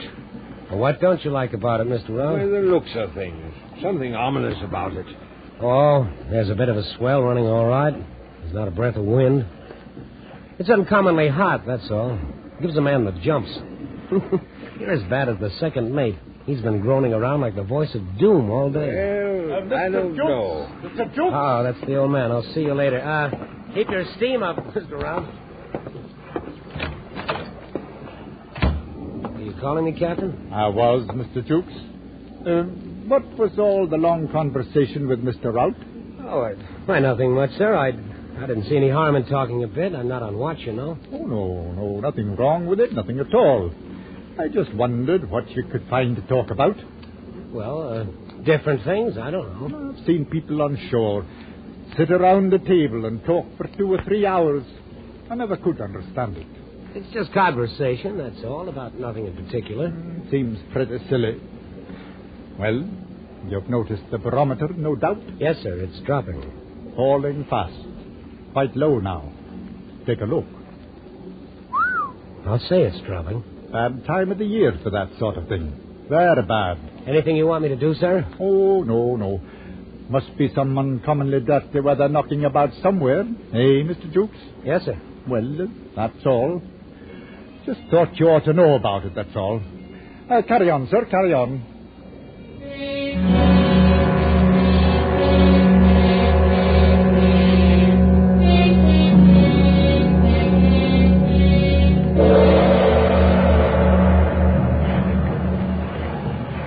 Oh, there's a heavy one, all right, mate. Them coolies must be having a time of it down below. Lucky for them, the old girl rolls easier than any ship I've ever seen. You just wait. Oh, you think we may be in for it, huh? Oh, no. I don't think anything. You're not going to make a fool out of me that way, Mr. Jukes. I didn't say a word. What's the matter with you, Second? Why shouldn't you say what you think if you're a mind? Oh, no, you don't catch me. Whoa, there's another one. It's pretty rough. Now, whatever is about, we're steaming right into it. Ha! You just try telling the old man that. And why shouldn't I? Matter of fact, I think I'll ask him about this cross swell. It's getting worse all the time. I've known skippers to break some right good men for saying a whole lot less. Captain McWhirr. Yes, Mr. Jukes. What is it? The swell is getting a good deal worse, sir. Yes, I noticed that in here. Anything wrong? Well, I was thinking about the passengers. Huh? What passengers? Why, the coolies, sir. Then if you mean coolies, say coolies, Mr. Jukes. A man ought to say what he means. What about the coolies? She's rolling her decks full of water, sir. I thought you might want to put her head at the swell for a bit, until this goes down, of course. So that's it, eh? Put her head at the swell, 4 points off the coast. Well, it's just for a while, sir. A swell as high as this can't last long. That stands to reason. Mr. Jukes, take a look at the barometer. Good Lord. Yes, exactly. It's a dead calm outside, isn't it? There's not a breath of air stirring, sir. Only that cross swell. I've been reading in the book here about storms. Funny thing. If a man believed everything written down here, he'd spend half his life running to get behind the weather. If I was to go by what this fellow says, I'd alter my course and come booming into Foochow from the north. 4 days late, 300 extra miles in distance, and a pretty bill for coal on top of it. I tell you, Mr. Jukes, if I knew every word in here was gospel true, I couldn't bring myself to do that. No, sir, I guess not. And how's a man to know if the book is right? If you dodge around the spot of dirty weather, how do you ever find out it was there in the first place? Answer me that. No, Mr. Jukes, there's things that a man can't get from books. I've thought it all out this afternoon. We'll hold her steady as she goes. Whatever you say, sir. You're the captain. I guess I'd better write up the log. I'm going on watch. Good. I dare say we're heading into something a bit out of the ordinary. Call me at once if anything shows up in the night, Mr. Jukes. All right, sir. I'll see to it. And, Mr. Jukes. Yes, sir. If you're going into the chart room, please close that blinking door. I can't stand to hear a door banging. Yes, sir. 8 p.m. Swell increasing. Ship laboring heavily and taking water on all decks. Still a dead calm and very hot. Batten down the coolies for the night. The barometer is still falling. All appearances indicate an approaching typhoon.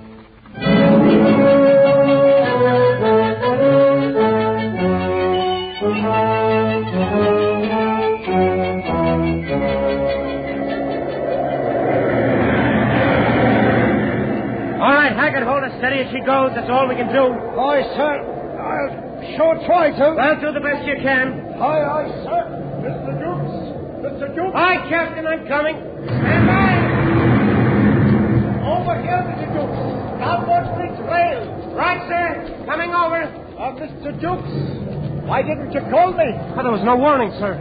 It just all of a sudden, about 5 minutes ago, blasted right out of a dead calm. The book was right in some parts, anyhow.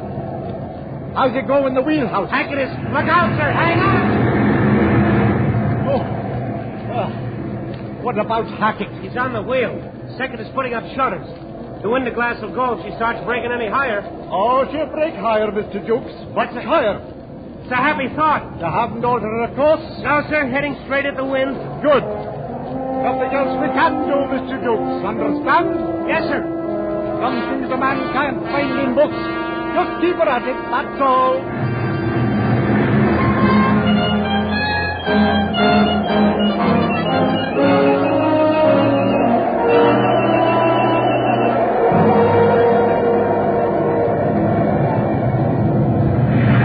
Captain, our boats are starting to break away. That's all right.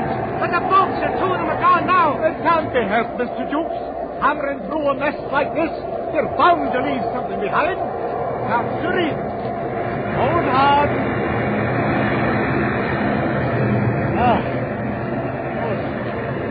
She's still rising, all right. That one broke over the wheelhouse. We're done for sure. What's that, Mr. Jukes? You say something? I said. Is there any chance at all, sir? Can she live through it? She may. We can hope so now, at least. She's a good ship. That's all a man can ask. What's that? Somebody yelling? Below us on the foredeck, sir. Up here, starboard bridge. Man shouldn't be on that deck unless he has to. It's a bit dangerous. Yes, sir? Over here. What's the trouble, bosun? In Chinese, sir. Wait, hang on. The Chinese. What about them? They've all fetched away, sir. One big lump. It's horrible. Yeah, now what do you mean, fetched away? Rolling around in a hole in one big lump. Screaming like bloomin' maniacs, sir. All adrift. Mr. Duke? Yes, sir. I can't make head nor tail of this. I guess you'd better go below and see to it. Put things in order. Well, what shall I do, sir? I can't tell you up here. Find out what's wrong. Straighten it out. That's all. That's all. Take the bosun with you. I'm going to try for the wheelhouse. All right, sir. Come on, bosun. Aye, sir. Just straighten it out. That's all. Well, how's the wheel stand, Hackett? As steady as she goes, sir. You realize, of course, we've hit a typhoon. Aye, sir. Sorry I can't give you relief. Can you manage a while longer? I'll hold it to the course, sir. As long as there's a ship by night. Sure, that won't be long. Oh, anything wrong, second? Wrong. We're all as good as dead men. That's what's wrong. Oh, no, I wouldn't say that. She's still afloat. And we've got it lucky here on deck. Plenty of chance to see what's coming before it hits us. A man always feels better when he can see what's coming. But it's a different story down below there. Not having knowledge of what's going on. Not knowing if we're afloat or sinking. Now, there's the lads that's got it tough. The ones down there in the engine room.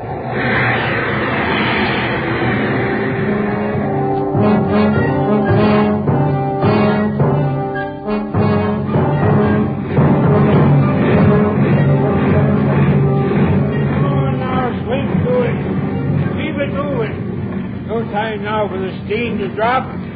Here, ride that throttle, Beals. Can't let her rip her shaft out when she breaks clear of those swells. Hello, Bridge. Hello, Bridge. Confounded, why don't they answer the speaking tube? Can't tell if they're dead or alive up there. Hello. Hello. Yes, Mr. Rout? Captain, how is it on deck? Bad enough. It depends mostly on you. Well, so far so good. We're holding a full head of steam. Good. We'll need it. Don't let me drive her under, sir. Have to take a chance. Can't see 20 feet up here. Got to keep moving enough to steer. I understand, sir. Count on us. Getting smashed about a good deal, but doing fairly well. As long as the wheelhouse stands. Wait, hold on. Hello. Hello. That's the captain, Mr. Rout. I've got to talk to him right away. Wait a minute, Dukes. Something's happened up there. Hello. Hello, Bridge. You still there, Mr. Rout? Right. Anything wrong, sir? No, not now. The second mate's lost, though. Overboard? Oh, no. Lost his nerve. Awkward circumstance. Had to knock him out, too. Too bad. You hear that, Dukes? Yes, let me talk to him. Captain, Duke's here. The bosun and I just took a look at the tween deck. It's them bloomin' boxes, sir. They've all broke loose and smashed to bits. The coolies are fighting like crazy men for them silver dollars that's rolling around. Fighting? Can't have fighting on board, Mr. Duke. There are 200 of them, sir. They're all trying to kill each other. I can't have it, Mr. Duke. Put a stop to it at once, do you hear? Put a stop to it? How? They're crazy mad. They'll kill anybody that came on that deck. You're second in command, Mr. Duke. Use your authority. Make it clear to them. We simply can't have fighting. Make it clear to them? Oh, yes, sir. After that, you'd better gather up all the money. I can't have it lying about on the deck. Get the bosun to help you. Wait, here it comes. Gee, Harsapat. There's the one that does it. That must have swept the deck from stem to stern. Hello. Hello, Captain McGuire. You all right up there? Everything's all right, Mr. Rout. All the boats and half the starboard rail carried away. Nothing serious. There's nothing to worry about, Mr. Rout. Carry on. Nothing to worry about. Carry on. You're all right, Captain. As you say, sir. Carry on. Carry on? Hey, now. Where you going? Where you going, eh? Where do you think I'm going, you loudmouth old windbag? Out on that deck to get myself murdered. Nothing serious, Jukes. Nothing to worry about. The whole bloomin' world's falling apart, and I'm out picking up silver dollars. Captain's orders. Come on, bosun. Don't miss any of them, Jukes. Carry on, boy. Carry on!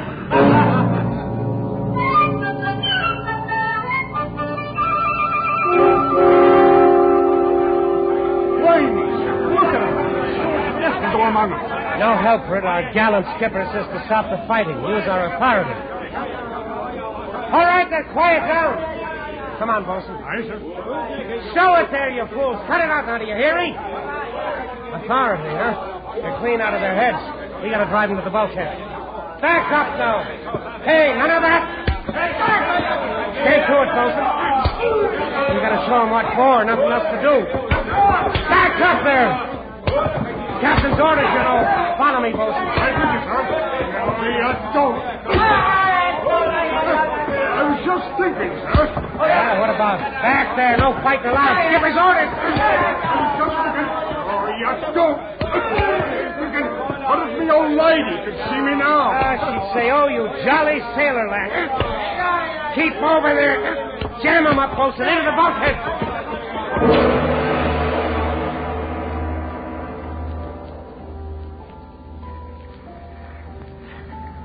Captain.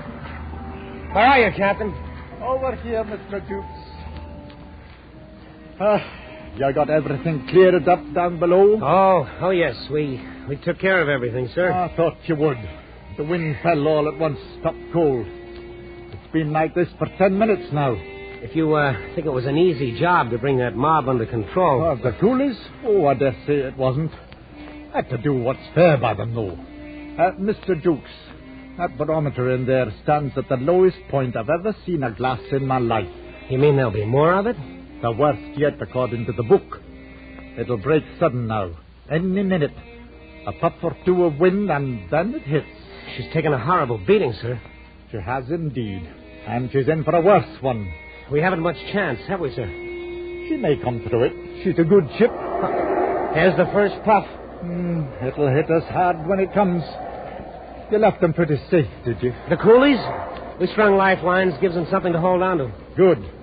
I'd like to give them all the chance we can, whatever happens. Oh, they'll be all right, sir. I broke out rifles for 8 of the crew, put them to guarding all the companionways leading off the chain deck. You armed the crew, Mr. Jukes? Oh, sure. We won't have any trouble with them now, sir. Mr. Jukes, please have those rifles returned to the magazines at once. What? There'll be work for every man aboard in a few minutes. I can't spare seamen to stand around and hold rifles when it isn't necessary. Isn't necessary? Don't you realize those savages will think we stole their money? But they'll tear us to bits if they ever get out of that deck. Oh, I think they'll understand we're dealing fair by them. Collect the rifles, Mr. Jukes. Captain, it's suicide. The best thing we can do is turn the whole mess over to the authorities in Fuzhou, if we ever get there. Well, I don't know. I figure that when anything happens on shipboard, it's up to me to settle it on shipboard. Part of the duties of commanding a vessel, Mr. Jukes. I've no doubt I'll be able to reach an understanding with these men later. Understanding? You ought to have seen him a while ago when me and the bosun was down there. Lost their heads a bit, I guess. No wonder at that when... Here she comes. Pick up those rifles, Mr. Jukes, and something else. Yes, Captain. If anything happens to me, you'll be in charge. Only advice, keep her facing it. Best way to get through, facing it. That's enough for any man. All right, Captain, I'll remember. And one thing more, Mr. Jukes. Yes, sir. Something that always helps at sea is to keep a cool head. Just keep a cool head. Oh, no, keep a cool head. A stitch in time saves 9 a rolling stone. What in the name of heaven do you do with a man like that?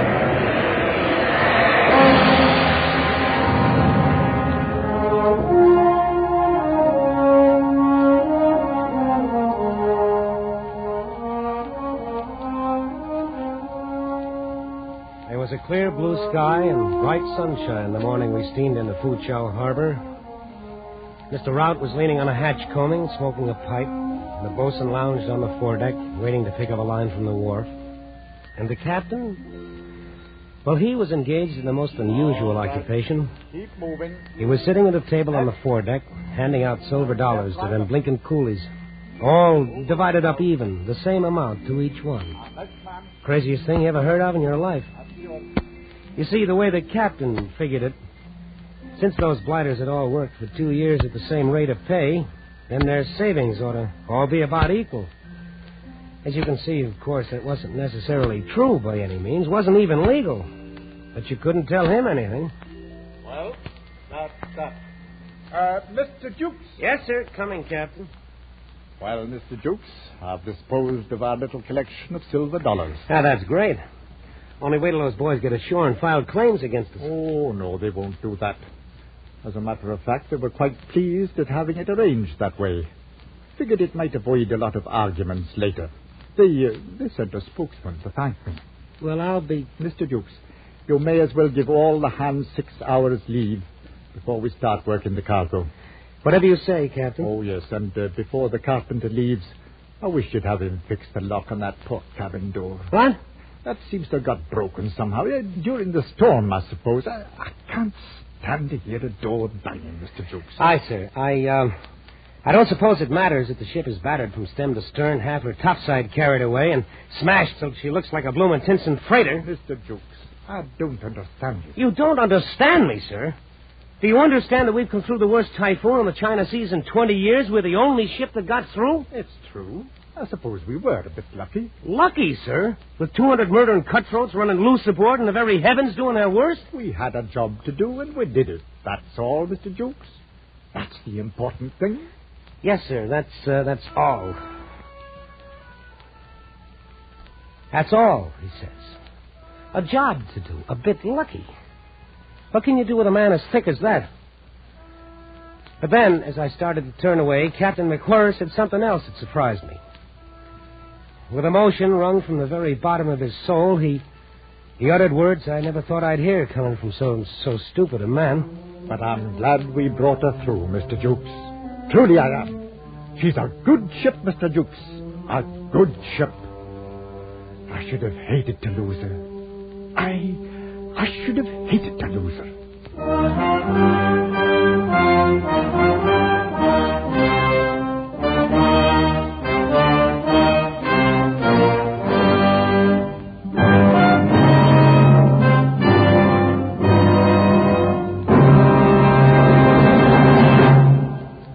Typhoon by Joseph Conrad was adapted for radio by Les Crutchfield and produced and directed by William N. Robeson, with Frank Lovejoy as Jukes, Raymond Lawrence as Captain McWhirr, and Cy Kendall as Ralph the Engineer. The special musical score was conceived and conducted by Cy Fewer.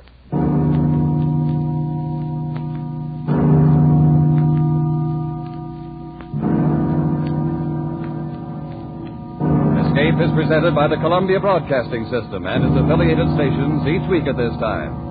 Next week, we invite you to escape to Paris of 500 years ago in Robert Louis Stevenson's story of a fascinating adventure, The Sire de Malfroi's Door. And so good night until next week at this time, when again it will be time to escape.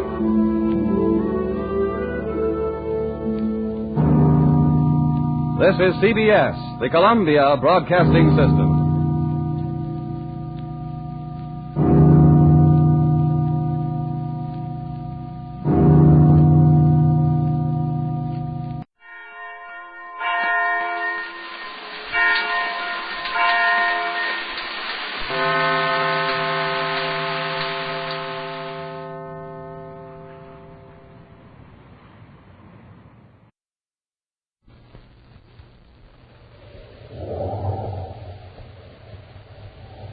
Wheat Chex, Rice Chex, and Good Hot Ralston present Space Patrol!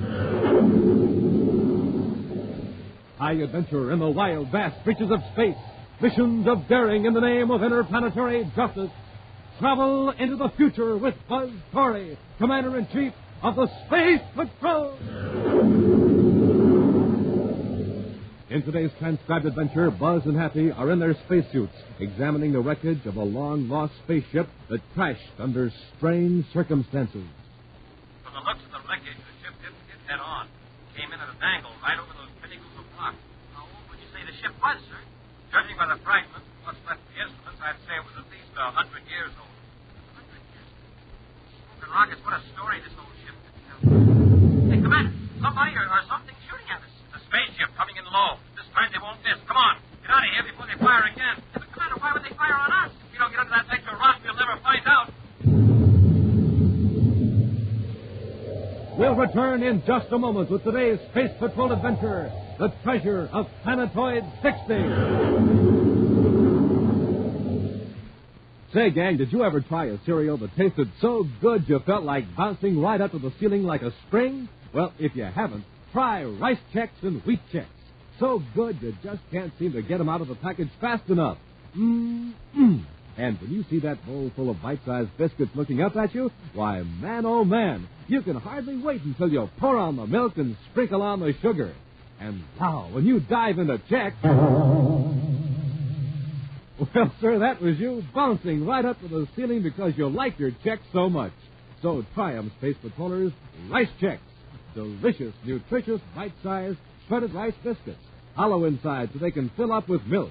And Wheat Chex, a bite-sized treat made of energy-rich whole wheat. The super cereals that help to supercharge you. Rice Chex, Wheat Chex. The only cereals in the universe that bring you a magic space picture inside of every package. And now, today's Space Patrol adventure, the Treasure of Planetoid 60. Commander Corey and Cadet Happy have just finished inspecting Space Patrol units on the planet Neptune. Now, in the Neptune City headquarters, Buzz is showing Happy a fragment of bluish rock streaked with bands of violet. Some odd-looking rocks, huh? What is it? It's called transplutite, Happy. It's brought here by a gem expert named Hollister. He wanted it examined by the Space Patrol scientists. Transplutite? I don't think I ever heard of it.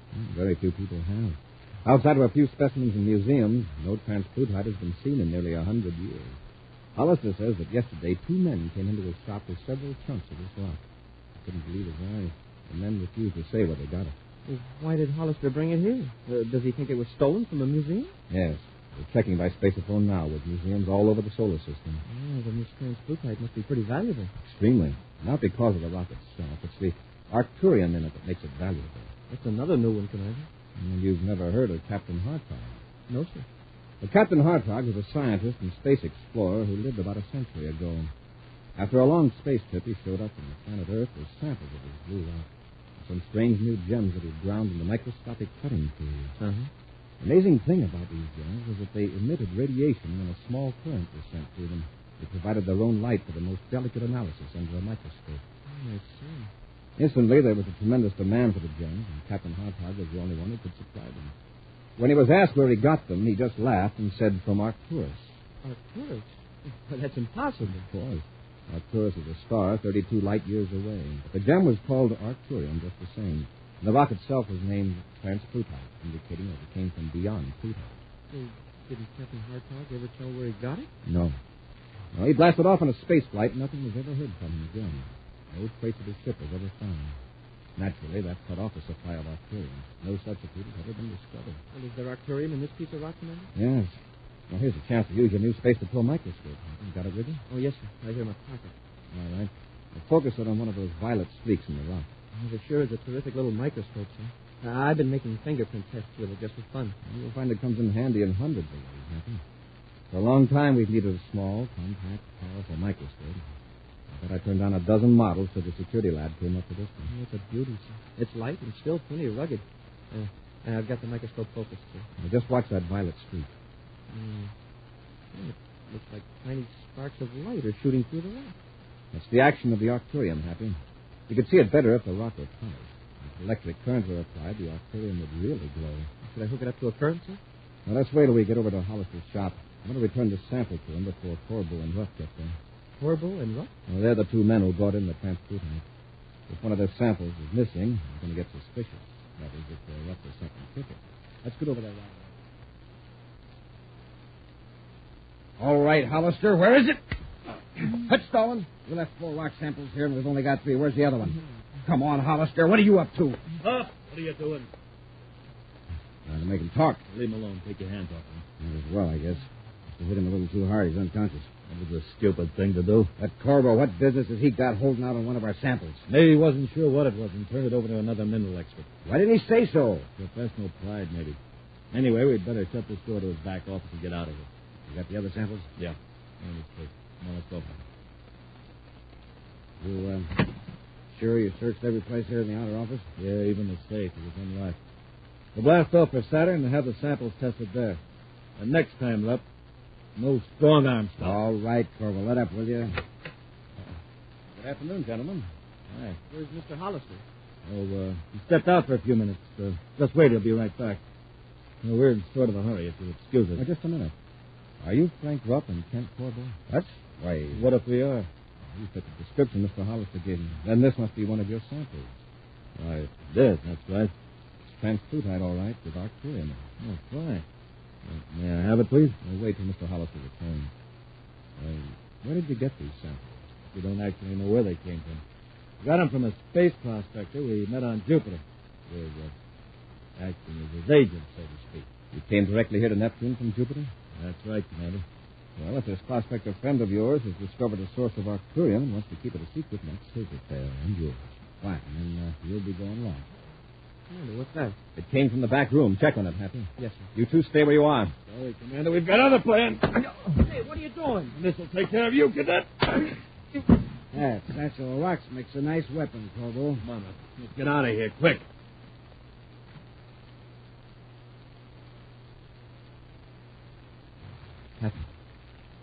Happy, are you all right?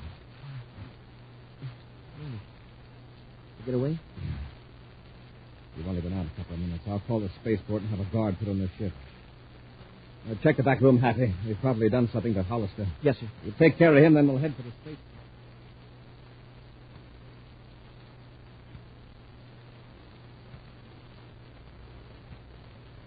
Here's Corbo's ship, Happy. It looks like we got here ahead of him. They may have seen the guards and got scared off. We'll get them. First, we'll examine the ship. Up the ladder. Yes, sir. Leave the hatch open after we get in the airlock. Right, Commander. Oh, wait, Hap. Look at this white dust on the floor of the airlock. I wonder where they picked that up. Certainly not of any regular spaceport. We'll gather up a sample of it later and examine it under the microscope. Now, let's go to the spacesuit locker. Open the inner hatch. Well, they sure tracked in a lot of this stuff. Mm-hmm. Now, the marks on the floor, they were wearing spacesuits. That's why I want to check the locker. Spacesuits? That means they've recently been on one of the moons. And this white stuff is probably powdered pumice. That alone isn't much of a clue. There's a lot of moons, partly covered with pumice. Now, here's the locker. Now, let's examine the boots on these spacesuits. Hey, they must have been wading in pumice halfway up to their knees. Get the microscope out, Happy. I'll scrape off a sample. Yes, sir. Mere magnification may not tell us too much, but it might tell us if it's worthwhile making a more thorough test at the Neptune City lab. The microscope's all ready, sir. All right, I'll smear a little of this powder on the slide. Slip it into this stage. Huh? I'll take a look through the lens. Oh, it's in focus now, Commander. There's some dark flakes of something mixed with the powder. You want to see? Mm-hmm. We'll take a spectrographic analysis at the lab to tell us exactly what those flakes are. Well, then we'll have a line on where Rupp and Corbo have been. We'll also disconnect their vector computer and take it with us. The vector computer? Yes, if they didn't clear the settings after they landed, it may show us exactly where they were before landing on Neptune. Let's take these space.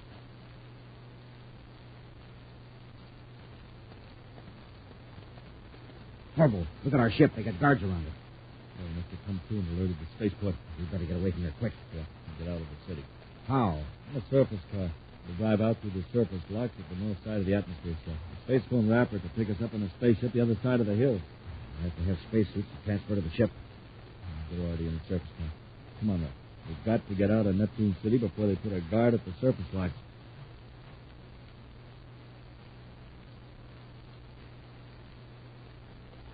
I just checked with the infirmary, sir. Mr. Hollister's okay, and he's on his way back to his shop. Good. Reports have come in from the museum's, Happy. No transplutite exhibits on this one. I don't get it, sir. If Rupp and Corbo didn't steal the transplutite, why would they beat up Hollister and attack us? What have they got to be afraid of? I think I've got part of the answer, Happy. Rupp and Corbo apparently have stumbled onto something more than arcturium-bearing rock. I think they've found out what happened to Captain Hartline. Oh. The lab has carefully analyzed those spacesuits we took from the ship. Remember those dark flakes in the powdered pumice? Yes, sir. They're bits of enamel, apparently scraped off of metal when Rupp and Corbo walked over it in their suits. Enamel that was once used to coat the interior of spaceships. But how does that connect up with Captain Hartog, sir? Because enamel of this type hasn't been used in 90 years. Of course, Rupp and Corbo might have been sampling around to react with another old help, but they also show up in transplutite. There's only one conclusion. The Hartog ship is wrecked here inside the solar system. They only knew where. The vector computer from Corbo's ship gave us a clue. Corbo didn't come to Neptune directly from Jupiter. The formula for the vector curve indicates that they came from the direction of Planetoid 60. Planetoid 60? Yes. One of the thousands of planetoids that have never been officially observed at close range. Its orbit is so freakish that old 60 has been out of the regular space lane for 50 years. And that's where Hartog's ship crashed? And that's what we're going to find out. Get out to the spaceport. We're blasting.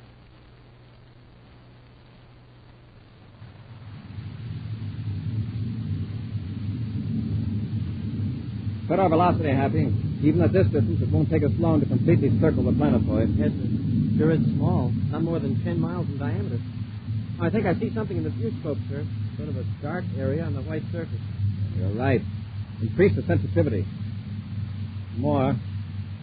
Hold it. It's a wrecked ship, Commander. What a crash that must have been. Chunks of the hull are scattered all over.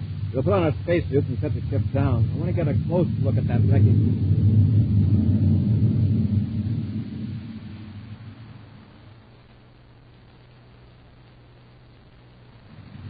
Give me the controls up. I'll take her in for landing. Have a look. There's a spaceship on the planet. We're right near the wreck. A story ship. Terra 5. How did he know this is where Hartog crashed? I don't know. This is a good chance to get rid of him. You mean blast the ship and leave him stranded here?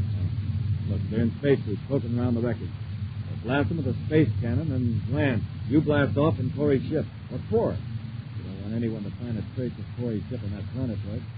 You're out in space, I'll join airlocks with Terra 5, and you come aboard. Then we'll set Corey's ship loose. I get it. They'll find Corey's ship maybe, but they'll never know what happened to Corey. Right. We'll be able to keep searching Planetoid 60 for the rest of Hartog's treasure. All right. Bring your gun sights on. Look at the wreckage, Happy. The ship just hit head on. It came in a bank right over the pinnacle of the rock. Yes. Is it Hartog's ship, sir? I don't know, but by the fragments, what's left of the instrument, I'd say it was at least 100 years old. Hey, look at this. A rock. A chunk of transplantite. There's more chunks scattered around. There must have been tons of it in the cargo hold. Ah, there's somebody shooting at us. It's a spaceship coming in low. Corvo, break it under that overhanging branch. Yes, sir.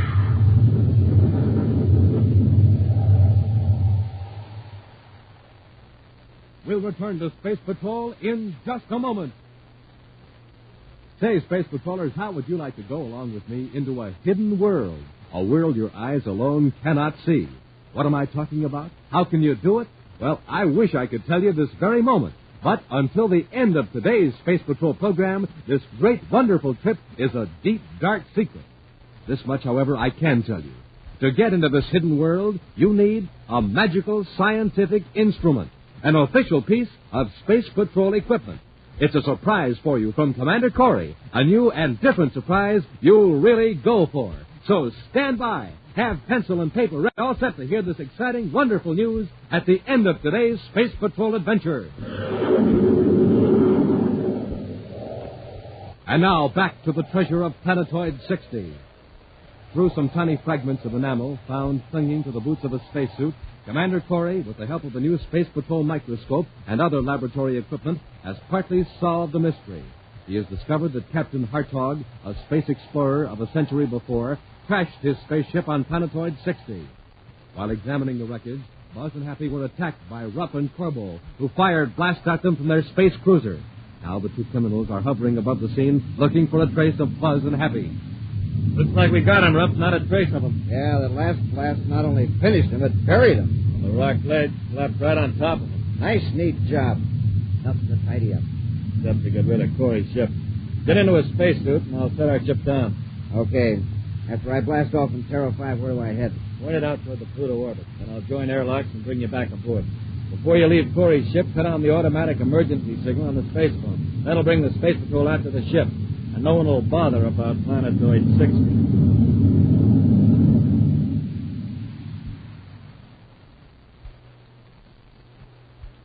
Happy, can you hear me? Yes, sir.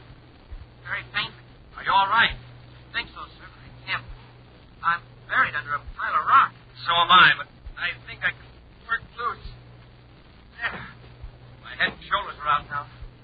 Like these helmets and suits are built to take a lot of punishment. I'll be free in a few seconds, Happy. Once you're able to move, these rocks aren't heavy. There isn't too much gravity on this little planetoid. There. Now, Happy, we're... Oh, I see the top of your helmet. They sure came close with that space cannon. Now, I was sure that last blast was our finish. Evidently, Rupp and Corbett thought it was, too. Here, I'll roll these rocks away from around your helmet so I can grab you under the shoulders. There. Now, here we go. Thanks, Matt. Better turn up the power on your suit transmitter, Happy. I can barely hear you. All right. Is that any better? A little. It's all the way up. And you're pretty faint yourself. That ball of rock must have damaged our transmitters. Hey, Commander, our ship is gone. Rupp and Corbett are smarter than I thought. What do you mean, sir? Won't take the space patrol long to find the ship. Won't be anything to make anyone look for us here in Planetoid 60. And with our transmitters damaged? Commander, we're stranded. Yes, until Rupp and Corbett come back. If they do. They probably will. If they didn't intend to, there wouldn't have been any point in taking our ship instead of blasting it right here. Well, suppose they do come back. They'll finish us off if they see us. They'll take care of that when the time comes. Commander, look. One of the shots that Corbett and Rupp fired at us hit the wreckage. Turned it up worse than it was. Oh. What's this? What's what, sir? This transparent plastic case. There's writing inside, a small lump of metal with a chain on it. It looks like some sort of a bracelet. It's engraved. Captain Jules Hartog. What's the writing about, sir? It's dated January 15th, 2853. 100 years ago. Hartog wrote this, Happy. Listen. This is written just before what may be my last voyage in space. When we found we were unable to move our ship, and that a crash was inevitable, we bailed out in our spacesuits. We drifted here 4 hours later. Now, the three of us, Mowbray, Clayton, and myself, are about to blast off on an emergency space raft. Our hope of rescue is slight, but it is better to be out in space, headed for the unknown, than to wait on this planetoid for the inevitable end. We leave behind a treasure. With luck, we shall return to claim it ourselves. You who read this perhaps are here by chance. Forgive us, then, if we selfishly decline to make it easy for you to obtain what we have discovered. By years of sacrifice and the risk of our lives. And it's signed Captain Jules Hartog. 3 men in a tiny space raft. No wonder they were never found. And all this happened 100 years ago, but I feel like it just happened. I can understand why they took the space raft rather than stay here. We're in the same fix, and we haven't got a space raft. At least Captain Hartog left us with something to do to pass the time. What's that, sir? Look for the treasure. I wonder how long it would take us to search this whole planetoid. Several days, probably. You know, Happy, I've been wondering why Captain Hartog left this lump of metal here with this letter. Well, what kind of metal is it, sir? It looks like platinum. Happy, do you have your Space Patrol microscope where you can get at it? Yes, sir. It's in the belt pouch of my spacesuit. Well, let me have it. I want to take a look at these scratches. Yes, sir. Here it is. Thanks. You know, from the shape of this platinum lump, it just might be a model of this planetoid. Oh? Now, if I can get these scratch marks into focus. There. I was right, Happy. Captain Hartog left us a map of Planetoid 60. What? There are letters here, letters so small they can't be seen without the microscope. Planetoid 60. There's a cross marked at the base of this tiny lump. Under it is the word cave. Cave? That must be where the treasure is. If we can pick out the spot where we are now, we ought to be able to locate the cave. See, over there to our left is a sort of knife-edged ridge of rock. To the right, 3 small pinnacles, a sort of triangle. Now, if there's something like that on the metal lump. You find it, sir? Yeah. Now, here it is. The cave is about a third of the way around the other side of the planetoid. Let's get going.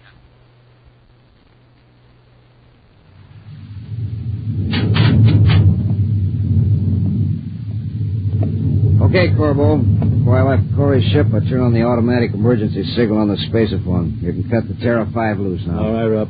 By the time the Space Patrol picks up the signal and comes to investigate, we'll be thousands of DUs away. You sure it's safe to go back to Planetoid 60 right away? Sure. With Corey's ship out near the Pluto orbit, Planetoid 60 would be the last place they'd look for Corey. Then let's go back and load up all the transplutite we can find.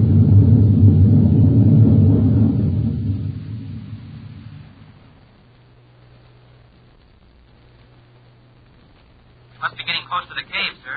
We're on the rim of that saucer-shaped depression that shows in the metal lump. If I've read the map right, the cave should be right behind that rock.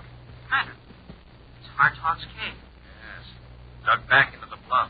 Flash your atomic light in there, Happy. Yes, sir. Hey, look at that. It's full of boxes. Back clear up to the top of the cave. See if we can make out the labels. Transplutite. Transplutite. Yeah, most of these on the left side seem to be transplutite, sir. Millions of credits worth. Wow. Catch the light up there on the wall of the cave, Happy. It's an astrogation chart. Yes, the solar system. With one orbit marked in red. There must be a comet orbit, sir. Loops clear outside of Pluto, then comes in fairly close to the sun. Once every 100 years.